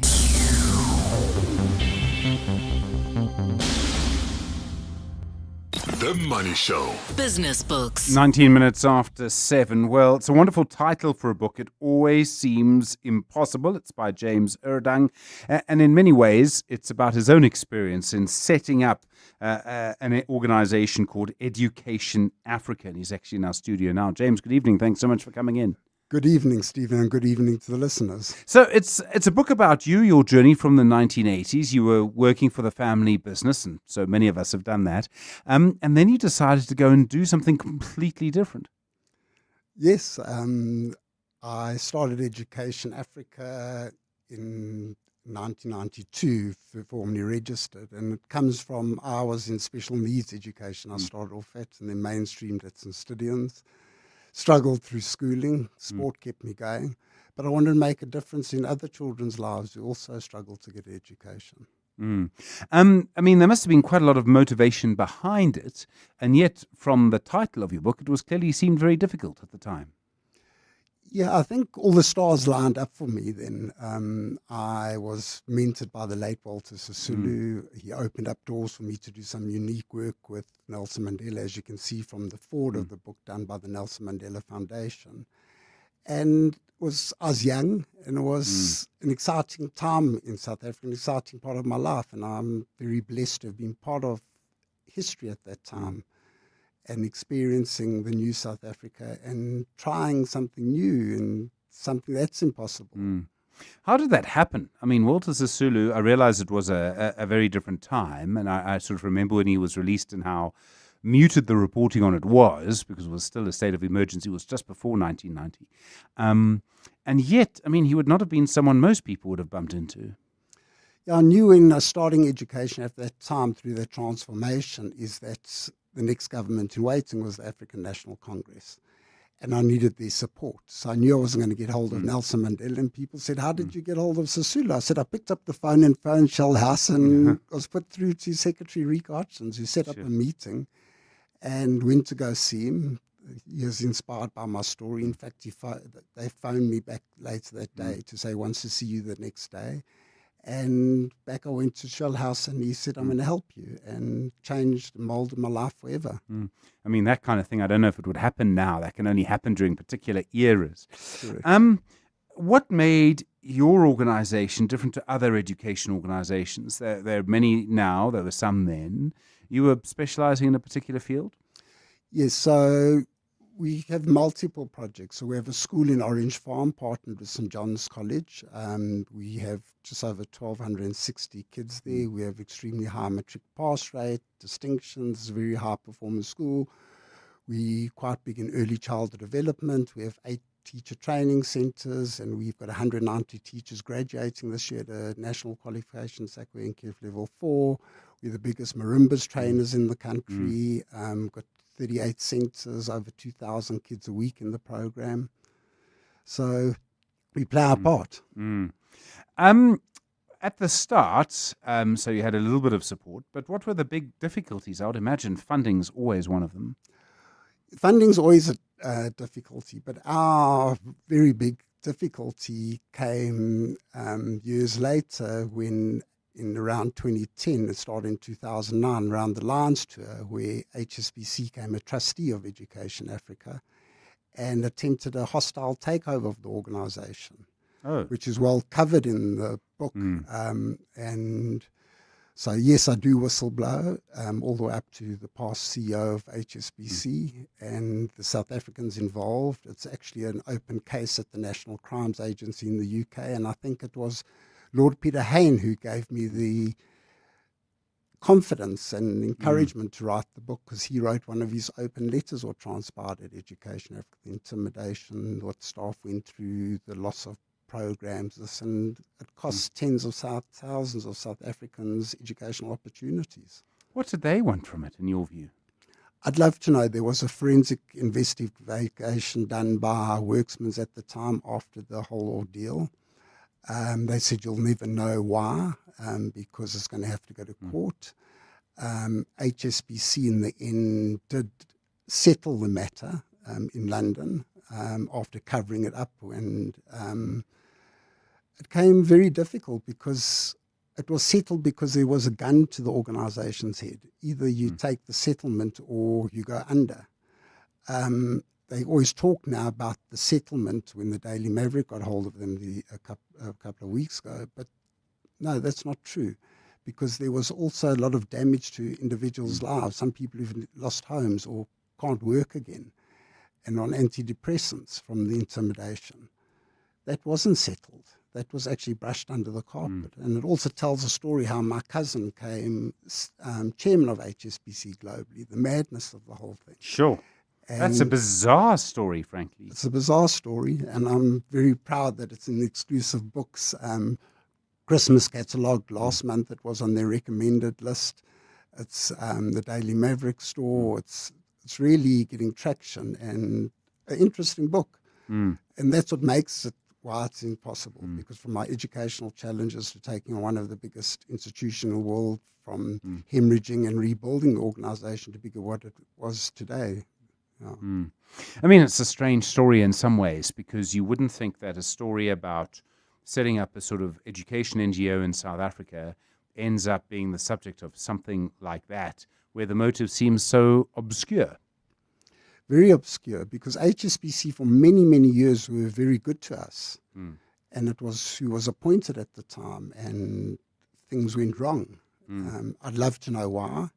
But I think what really troubles me a lot is that there was never a sincere apology. If there was a sincere apology, we would be double, triple the size we are. We'll be more endowed than we are today. But that they refused, even though at the time they were willing to apologize for cleaning the drug money in the US and the Iranian money. They were willing to apologize for tax evasion through Switzerland. In fact, Krishna Patel, who drove this process, was then appointed as the head of private banking for global, for HSBC globally. And everyone in the book is actually named. But what's quite interesting, not in my words, the words of the book's written in their words, in the forensic words, in Lord Peter Hain's words, So it gives you a chance, if Stephen or listeners are reading the book, to make up your own opinion on what happened. So your aim in writing the book, obviously there's a story. Is it also to inspire people? It's absolutely to inspire people. There is a story, but as South Africans, we've got to be inspired. And I think also South Africans, we've got to tell our stories, because there's a lot of wrong going out there. And unless we're willing to be brave enough to tell our stories, a lot of this stuff's going to be brushed under the carpet. And people need to come forward. I was asked for many years to write my book, and in fact it was some of the Deloitte people also came to our rescue, and a chap named Mark Cowan from Bob Geldof's office, and other prominent South Africans. But one thing is, I've learned that the journey isn't alone. You always have people helping you along, and I think that's where I've been blessed and why I'm here still today. Such an interesting point. The book is called It Always Seems Impossible. It's by the founder and CEO of Education Africa, James Erdang. It's 28 minutes after 7. Coming up, The Aubrey Masango Show on 702 and Cape Talk. Aubrey Masango, welcome back. How are you doing? Thank you so much, Steve. I'm well. Thank you so much. Appreciate it. Let me quickly tell you what's on the show. Dr. Kamuchelele, medical doctor and health advocate, joins us to talk about shingles in the first hour. Second hour, Melu Sikulu, managing director at Donda Attorneys, is going to be talking to us about what's going on at the Nkabinde inquiry with the Chauke question, Andrew Chauke, advocate Andrew Chauke, what's happening there. And then, of course, the big question, the big conversation you've been having tonight about the G20 summit and the analysis as to whether it was successful or not. And what defines success? So we were asking the question, if not President Cyril Ramaphosa, which other South African would you want to preside over it? And I find it's a fun question because it really reveals something about which direction you go in. I mean, I don't know if you have strong thoughts on that. We've had Herman Mashaba, we've had Peter Groenewald. I mean, those are quite different people. We've had Songezo Zibi. We've had Adrian Gore, which I did not see coming. You might get some more suggestions or have a strong thought. Interesting that most of the people that have been suggested are politicians, isn't it? And for me, I think a better host for something like this would certainly not be a politician. That's such an interesting point. Yeah. I mean, there are quite a lot of other leaders in our society that could do something like that. Thank you. Aubrey, looking forward to the conversations from 9 o'clock. From 8 o'clock, really, I should say. So looking forward to that. He'll be on your radio then. In a moment, we'll speak to Marlies van Zyl, the CEO of Aspire Arts. Just gone 7:30. Time for the latest Eyewitness News. Tutuzela, good evening. Thanks, Stephen. Good evening. The KwaZulu-Natal government is pleading with residents not to build homes in areas prone to flooding. This after several houses built near the Njasuti River in New Hanover were washed away by floods yesterday. The province has experienced severe downpours and a hailstorm resulting in damaging flooding, while rescue teams have managed to evacuate dozens of people who were trapped to safe ground. One body was recovered while a search for two other bodies continues. KZN Premier Taminduli. Our citizens must really respond to the alerts and even to our call, because we've been on record saying there is a need to relocate some buildings which are in dangerous areas, flooding areas in the banks of the river. Ntuli says the disaster could have been avoided. If that had to be a call to be responded to quite urgently, maybe we might be speaking a different language, not to say we've lost lives. In Gauteng, the Johannesburg Emergency Service has warned faith-based organizations against visiting rivers and streams with more heavy rain expected. The South African Weather Service has issued several warnings for inclement weather in parts of the country. Authorities have warned that in some parts of Johannesburg, the severe weather condition can lead to flooding. EMS officials say residents should avoid conducting baptism and cleansing rituals at this time because the water levels are high, increasing the risk of being swept away. Johannesburg EMS spokesperson Robert Mlaudzi.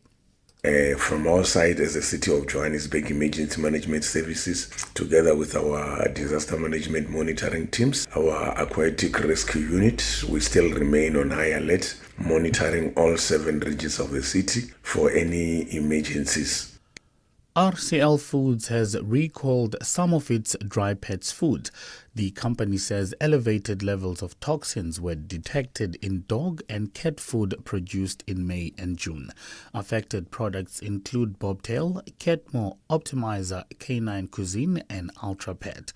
RCL Foods' Dr. Cara Walters says elevated levels of the toxins may cause digestive upset or refusal to eat. If your pet has been eating the recalled food and is bright, comfortable and eating normally, you can simply stop using the affected batch and move to a new bag. If your pet is experiencing ongoing vomiting or gastric upset, it is sensible to contact your veterinarian for individual advice. Weather-wise, a cloudy Tuesday in store for Gauteng tomorrow with scattered showers and thunder showers expected. Johannesburg dropping to overnight lows of 11 degrees, peaking at 20. Pretoria 14 and 21 and Vereeniging 14 and 20 degrees. Clear skies for Cape Town with a moderate south-southwesterly breeze, a low of 18 and a high of 37. The top story this hour, the KwaZulu-Natal government is pleading with the residents not to build homes in areas prone to flooding. At Chamberlain's, there's something for everyone. From building supplies for the home renovators to garden essentials for the homemakers. From power tools for the DIY doers to painting supplies for the patio Picassos. We even have coffee for the slightly sleepy and snacks for the young ones. And for the ones who can never quite find what they're looking for, we have you covered too. With our promise to find and source whatever you need. Chamberlain's, famous for hardware since 1903. Corporates That Care promotes and encourages corporate leaders and all citizens to walk the talk for a better South Africa. Catch Corporates That Care this Wednesday at 10 to 9, featuring Total Energies. Their corporate affairs and CSI manager, Talita Sachane, will be in conversation with Bongani Bingwa. Join us every Wednesday as we highlight the efforts of companies and brands dedicated to building our country. Corporates That Care is a Prime Media Cares initiative with 702 and Prime Media Outdoor. 702, let's walk the talk and make a difference together. Managing all your office communications, including incoming and outgoing calls at the same time, can be tough. Trust Telkom Business to simplify your communication lines. Perfect for any business looking to expand further with the ultimate unified communication solution. Get the fully installed hybrid PABX EMG 100 system starting from just 599 Rand per month with an additional 10% off. This Black Friday, your business deserves the best. Visit telkom.co.za/business. T's and C's apply. Telkom Business. Possible begins here. You are not dreaming. You are repeating. Insurance, pineapple. Insurance, pineapple. Insurance, pineapple. Insurance, pineapple. Pineapple FSP 48650 is underwritten by Omart Insure Limited, a licensed non-life insurer and authorized FSP.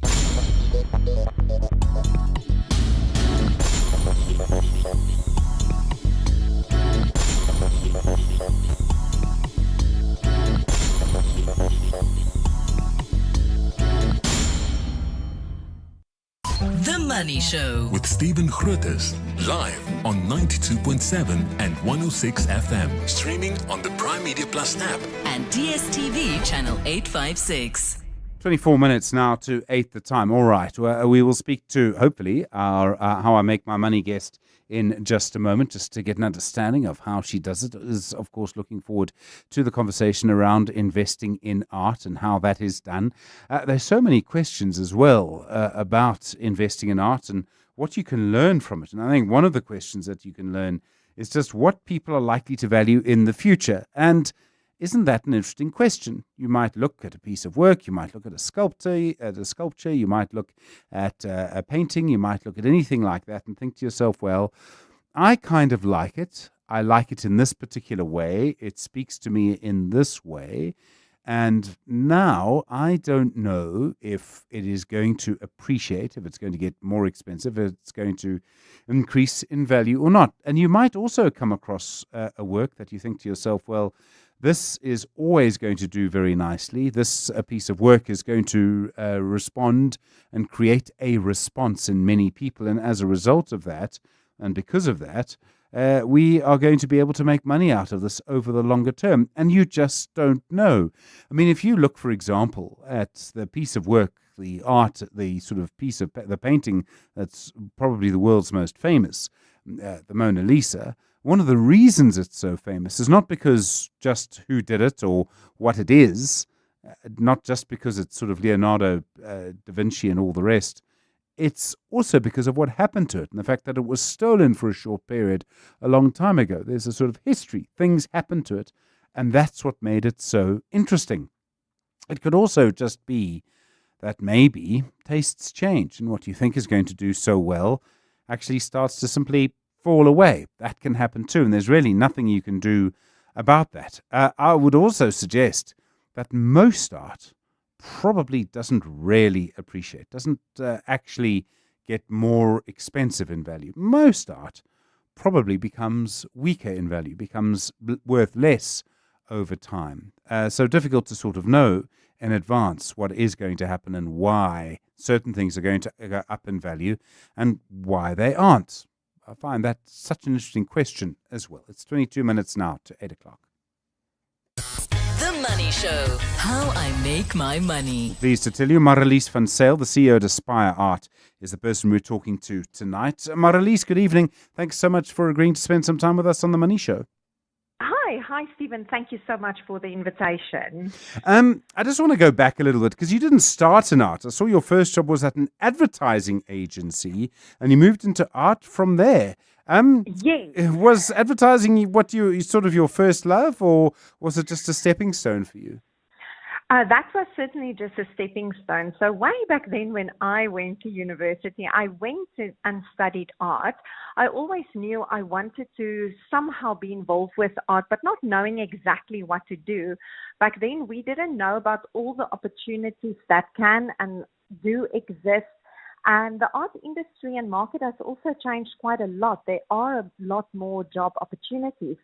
So many of us as art students, we would end up in other creative jobs like advertising or design or TV production and so forth. But yes, I ended up at an advertising agency, which was a valuable learning curve for me. I learned about business, project management, client relationships. But art was always my passion, and I was always looking for an opportunity to somehow get into the industry. Okay, so you're now in the industry, and how did you do that? I mean, this is always the question. There's sort of the way in, because it's quite niche. We've spoken to one or two people in your industry before. We've spoken to an auctioneer, for example. She studied fine art and kind of went from there. But to get into it, how are you able to do that? Because I presume you can't just go from advertising to setting up your own business as you did. No. It is quite a long process. But in 2007, I had an opportunity to literally pull a 360 on my own life and continue postgraduate studies and literally just quit my job, move to Cape Town and finish studies. But it was while I was at university, I was introduced through my professor to this one gallery owner.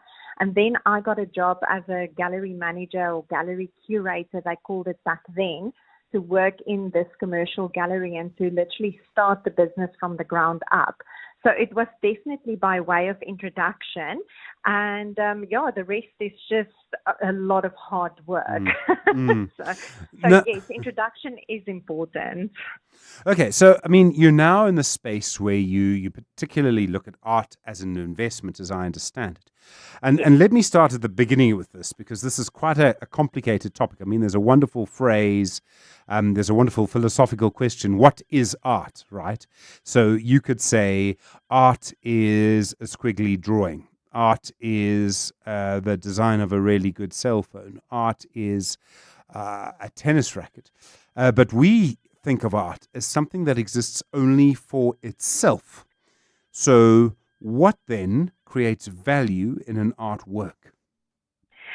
That is actually what also put me on this path because I, while I was still at university, went to my first art auction. And back then also I loved reading the newspapers, and they would have these clips or photographs of paintings that went for a certain amount of money at an auction, be that overseas. And I always wondered, but how is this value created? And then when I pursued my postgraduate studies, it was actually the theme of my thesis, the creation of value in art, looking at auctions specifically. So it's quite interesting that everything came full circle for me, and now I'm working in the industry. But we work with fine art. So basically it's painting, sculpture, photographs, and new media work. And there is actually a clear set of indicators that we use to create that value. First of all, it's the artist, the position of the artist in the industry and what that artist does. Also, if we look at historical works, what was their role in bringing new ideas or methods to the fore. And then it's size. You look at the basic things like size, your medium, and then the age of creation, and then also subject matter.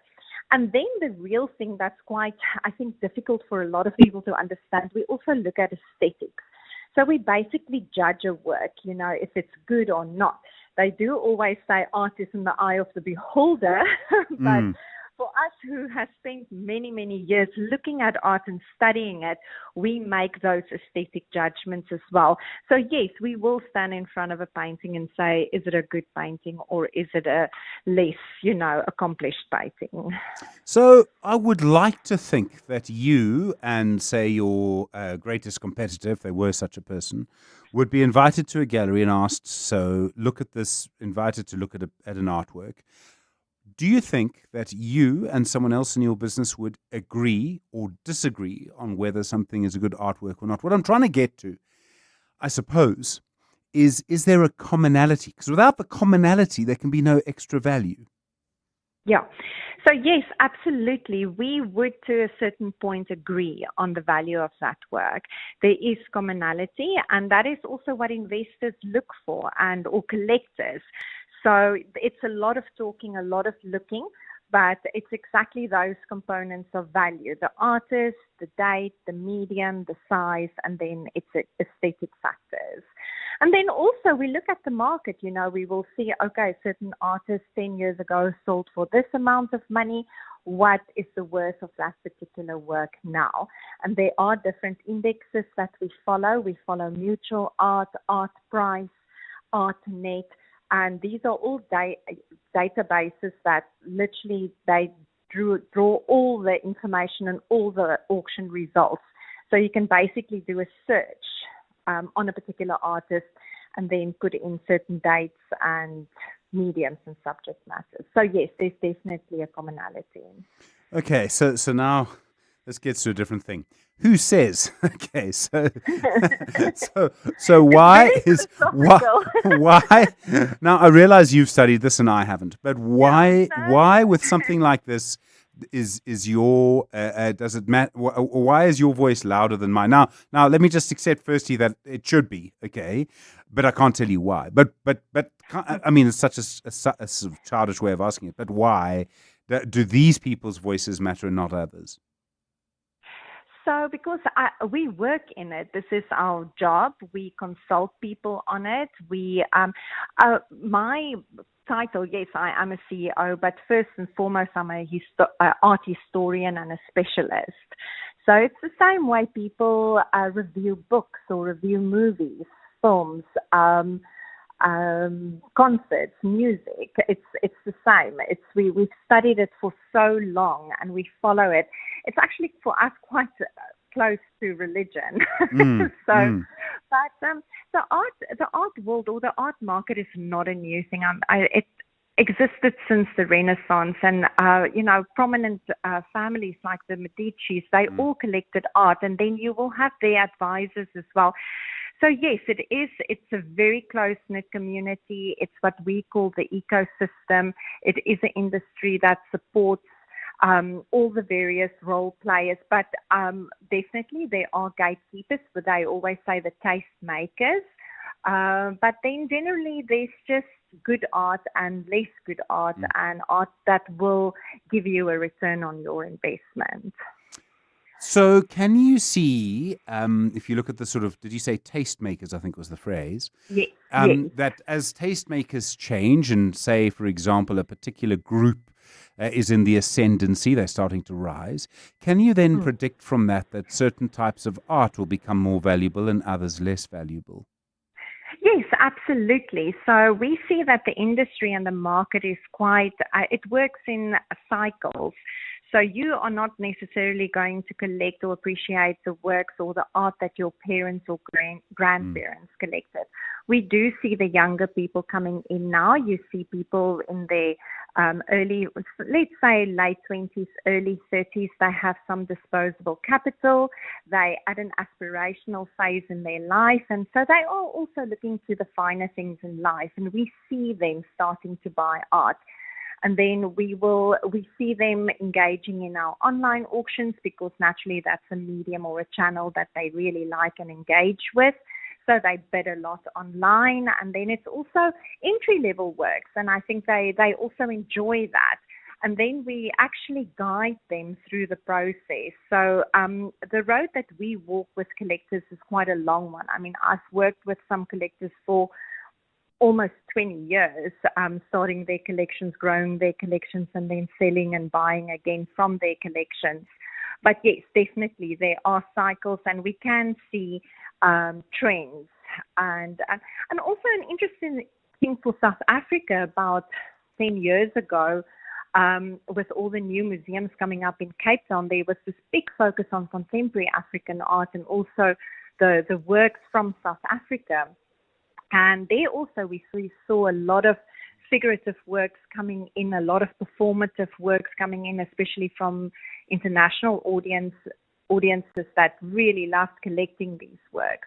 But then again, we also see now that there's older artists like a Frans Oerder, where you get people my age returning to those works and appreciating them more. I mean, I presume that a piece of art can fluctuate, can go up and down, and yet it's the same piece of art. So, yes. I mean, doesn't that get to the sort of value of art really is about us rather than about the art? I mean, if the art is good, then it should always be the same value.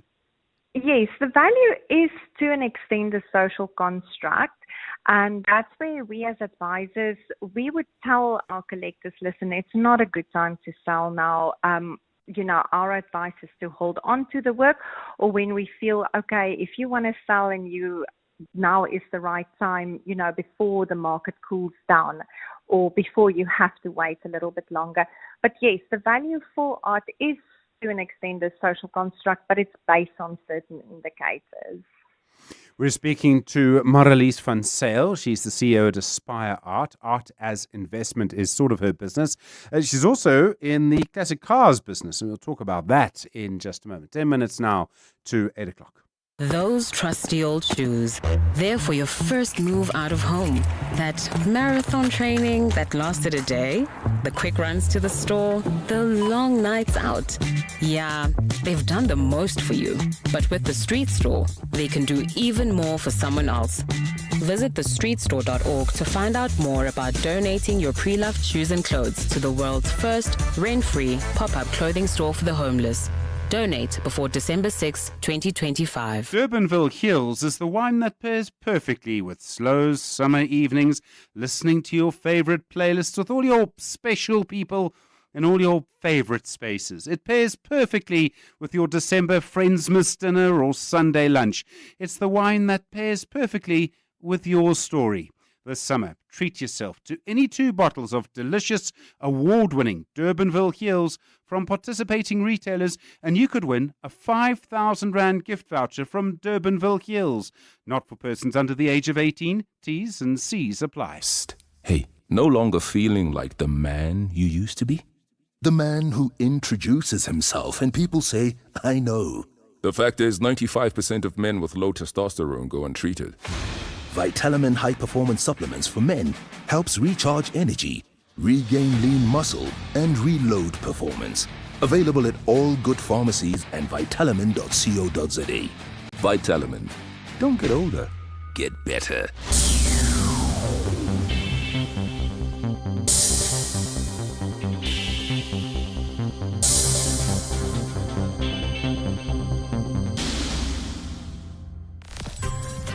The Money Show, Stephen Grootes, is brought to you by ABSA CIB, proud host of the Africa Impact Matters series podcast. ABSA is an authorized FSP and registered credit provider. The Money Show, how I make my money. 8 minutes to 8, continuing our conversation with Marlies van Zyl, the CEO of Aspire Art. Marlies, I should at this point be asking you all sorts of questions about where you get customers and things from, and I'm going to get to that. But I do need to ask about classic cars, because you're in that market as well. What kind of vehicles are you looking at? And I presume you're not interested in a kind of 2021 kind of, Toyota Hilux. No, these are very specifically collectors' cars. And that was quite an interesting new business segment that we brought into the company. And it was quite challenging for me as, again, an art historian and running an art company and to integrate this new segment within our company.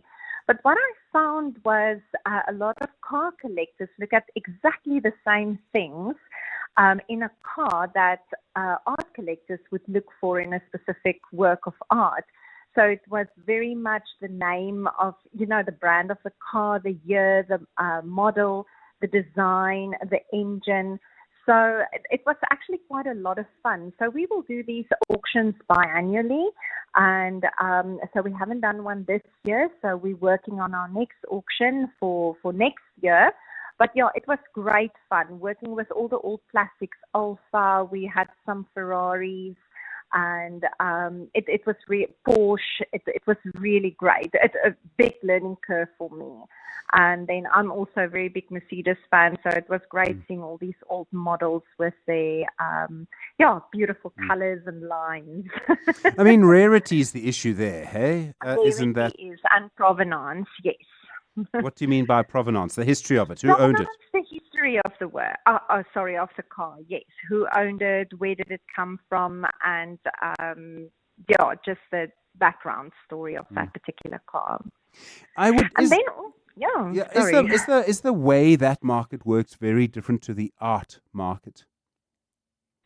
Well, certainly the clientele was a little bit different, and I actually loved engaging with that market. But as I mentioned, they look for exactly the same thing. So in the end, it was quite easy to consult on a specific vehicle because it's the quality, rarity, as you mentioned, and design and the story behind it. We found that also with art, people, collectors are really, really interested in the story behind that item, and that's actually what they buy. It's this beautiful, unique story. Please tell me these cars get driven at some point. They do. Yes, they do. I mean, I presume not often, but they do. They do. These are quite passionate people, about their cars. And I've also learned there are these clubs on Sundays. They do breakfast runs and so forth. So, they do get driven. I cannot confirm or deny if I've ever been in one of those. But yes, I know what you mean. But then also another thing is this year we started with fine and rare wines as well. And that was also such a great journey. We currently have a wine auction running that we call the Sellers or the Collector's Cellar. And again, fabulous. Collectors are looking for provenance, the history, the culture, and then a story as well. So it's, again, quite interesting to engage with that market. Excuse me, I presume that there are kind of seasons. There are moments where you can probably be quite busy, lots of people coming to you, and there's seasons where people don't. But how do you attract customers? And I would imagine there's a lot of word of mouth, maybe quite a lot of social media or something like that? Yes, absolutely. So first of all, it's personal relationships. So we actually spend a lot of time interacting directly with our clients. So these are relationships that we build over many, many years. And we drink a lot of coffee and tea with our clients. But then it is word of mouth. Again, as I mentioned when we started talking, introduction is quite important. And it's actually also a good sign if people trust you with their works or trust to buy from you. So introduction is quite important. And then auctioneering is like a machine. So there are these auction platforms that we subscribe to. So a lot of collectors will subscribe to the same platforms as well, and then they get notifications of our auction and of certain lots that are coming up. Yes, we also make use of social media, which is currently a very strong marketing tool, and we write a lot of articles and try to get that out in the media, and then also our own internal emailers and newsletters. So we usually, motivate people to sign up to our newsletters to stay informed. Where did your first clients come from, Marlies? Because that would have been important to you. And in my experience, most people who go out on their own or start something take clients with them that they've met already before somewhere. So yes, certainly when I worked in the primary industry at the gallery, so I was in a position where I sold a lot of art to many of the collectors that I'm still working with. And so that's where a lot of these friendships and relationships were built. And then when I moved on to Aspire, naturally they came with me, or I just stayed in contact.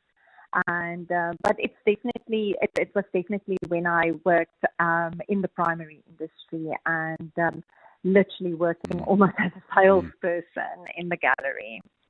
We've got 20 seconds left, but from everything that you've said, it seems to me that despite being in this game since 2007, you still find it fascinating. I love it. I love it every day. It doesn't feel like work, and you learn something new every day. And it's what we do. We build collections.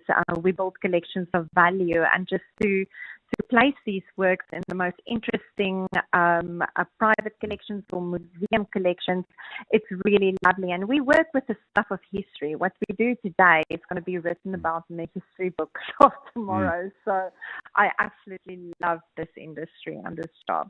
I can hear it. Marlies van Zyl, thank you so much. Really appreciate the time. I've enjoyed talking to you, the CEO at Aspire Art. The Money Show, Stephen Grootes, is brought to you by ABSA CIB, proud host of the Africa Impact Matters series podcast. ABSA is an authorized FSP and registered credit provider. Another day, another tech rally on U.S. markets. The Dow Jones up 0.43, the Nasdaq up 2.44, the S&P 500 up 1.43 tonight. It does seem that there are more hopes of an interest rate increase. Don't forget Personal Finance, Warren Ingram, live and in person in our studio tomorrow. Looking forward to that. Good evening. It's 8 o'clock. This is EWN. Good evening, I'm Dutuzelo Nene. The inquiry into Johannesburg prosecution boss Andrew Chauke has questioned his decision-making power in connection with the racketeering charges against former KZN Hawks boss Johan Boysen. NPA head Shamila Batohi has been testifying in Chauke's inquiry in Pretoria as the main complainant. She's accused Chauke of making politically motivated decisions. Khomotso Modise has more. NPA boss Shamila Batohi has alleged that Johannesburg prosecution's head, Andrew Chauke, made the decision to prosecute former KZN Hawks boss, Johan Boysen, which was outside of his mandate and jurisdiction. But the inquiry's chair, retired Justice Besan Kabinde, has questioned this claim, highlighting that the team that Chauke led included prosecutors from other provinces. How then do we suggest that Advocate Chauke could take a prosecutorial decision when he is merely a coordinator?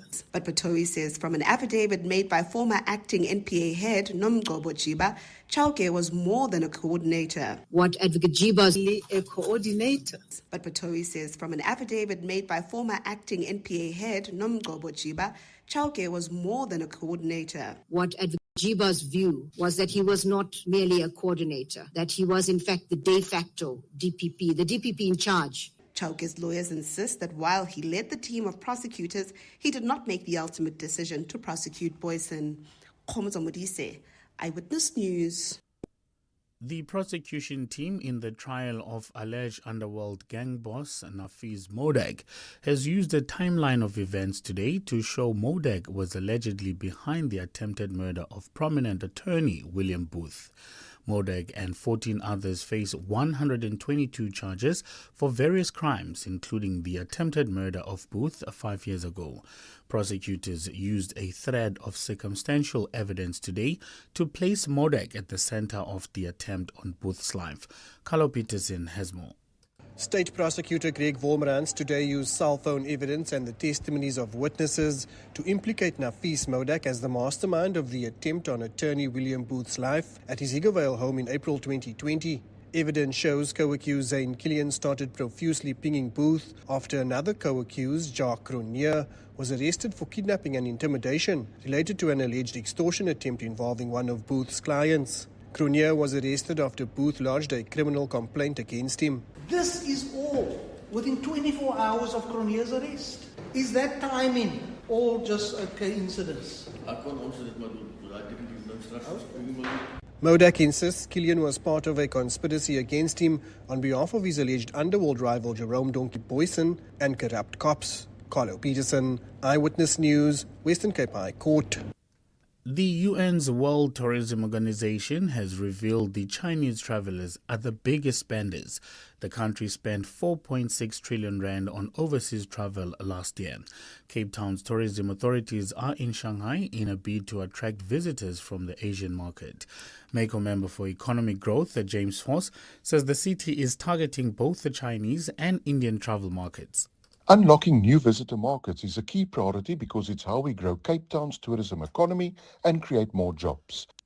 SANParks says it's fully prepared to welcome increased visitor numbers to the Table Mountain National Park this summer.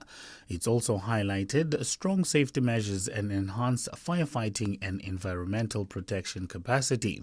From April to October this year, the park recorded more than 1.7 million entries across its access points, an almost 20% increase compared to the same period in 2024. SANParks spokesperson JP Lowe says with more flight and cruise ship arrivals expected, this upward trend looks set to continue into December and January. Table Mountain National Park now has 157 rangers deployed across the park, working closely with a 40-member SIM team, the Sea Air Mountain Special Operations Unit. This unit was bolstered earlier this year. Drone technology is also being introduced to support safety patrols and firefighting operations.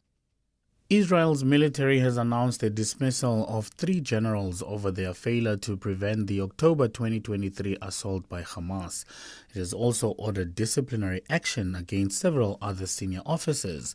The move comes 2 weeks after Israeli military chief Eyal Zamir called for a systemic investigation. Hamas's attack on southern Israel in October 2023 resulted in the deaths of over 1,200 people and sparked a devastating 2-year war in Gaza. Israel's retaliatory assault on Gaza has killed nearly 70,000 people. Gold's trading at $4,097.24 an ounce. The rand's at 17.31 to the US dollar, 22.68 to the British pound, and 19.95 to the euro. Brent crude oil is at $62.56 a barrel. Weather-wise, a cloudy Tuesday in store for Gauteng tomorrow with scattered showers and thunder showers expected.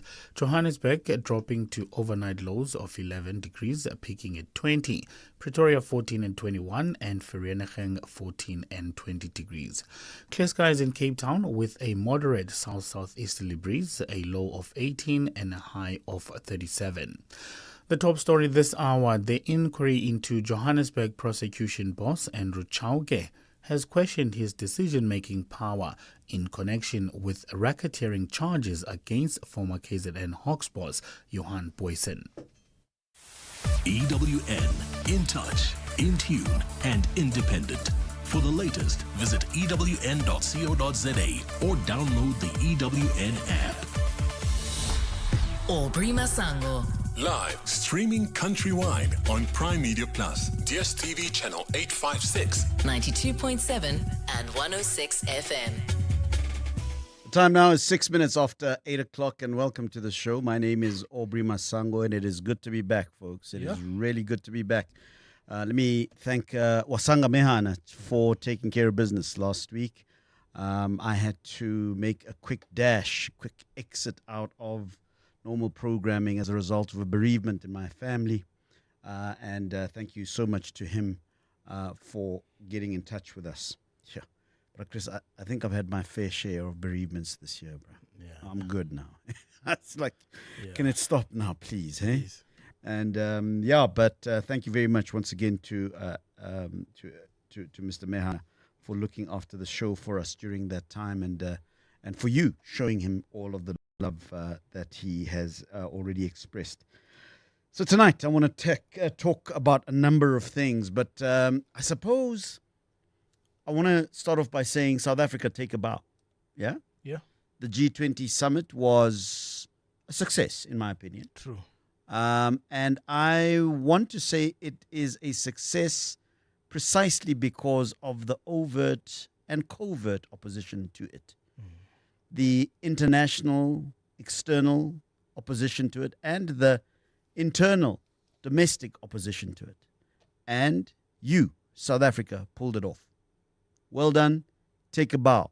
Now, there's a lot of different things that I disagree with our government about.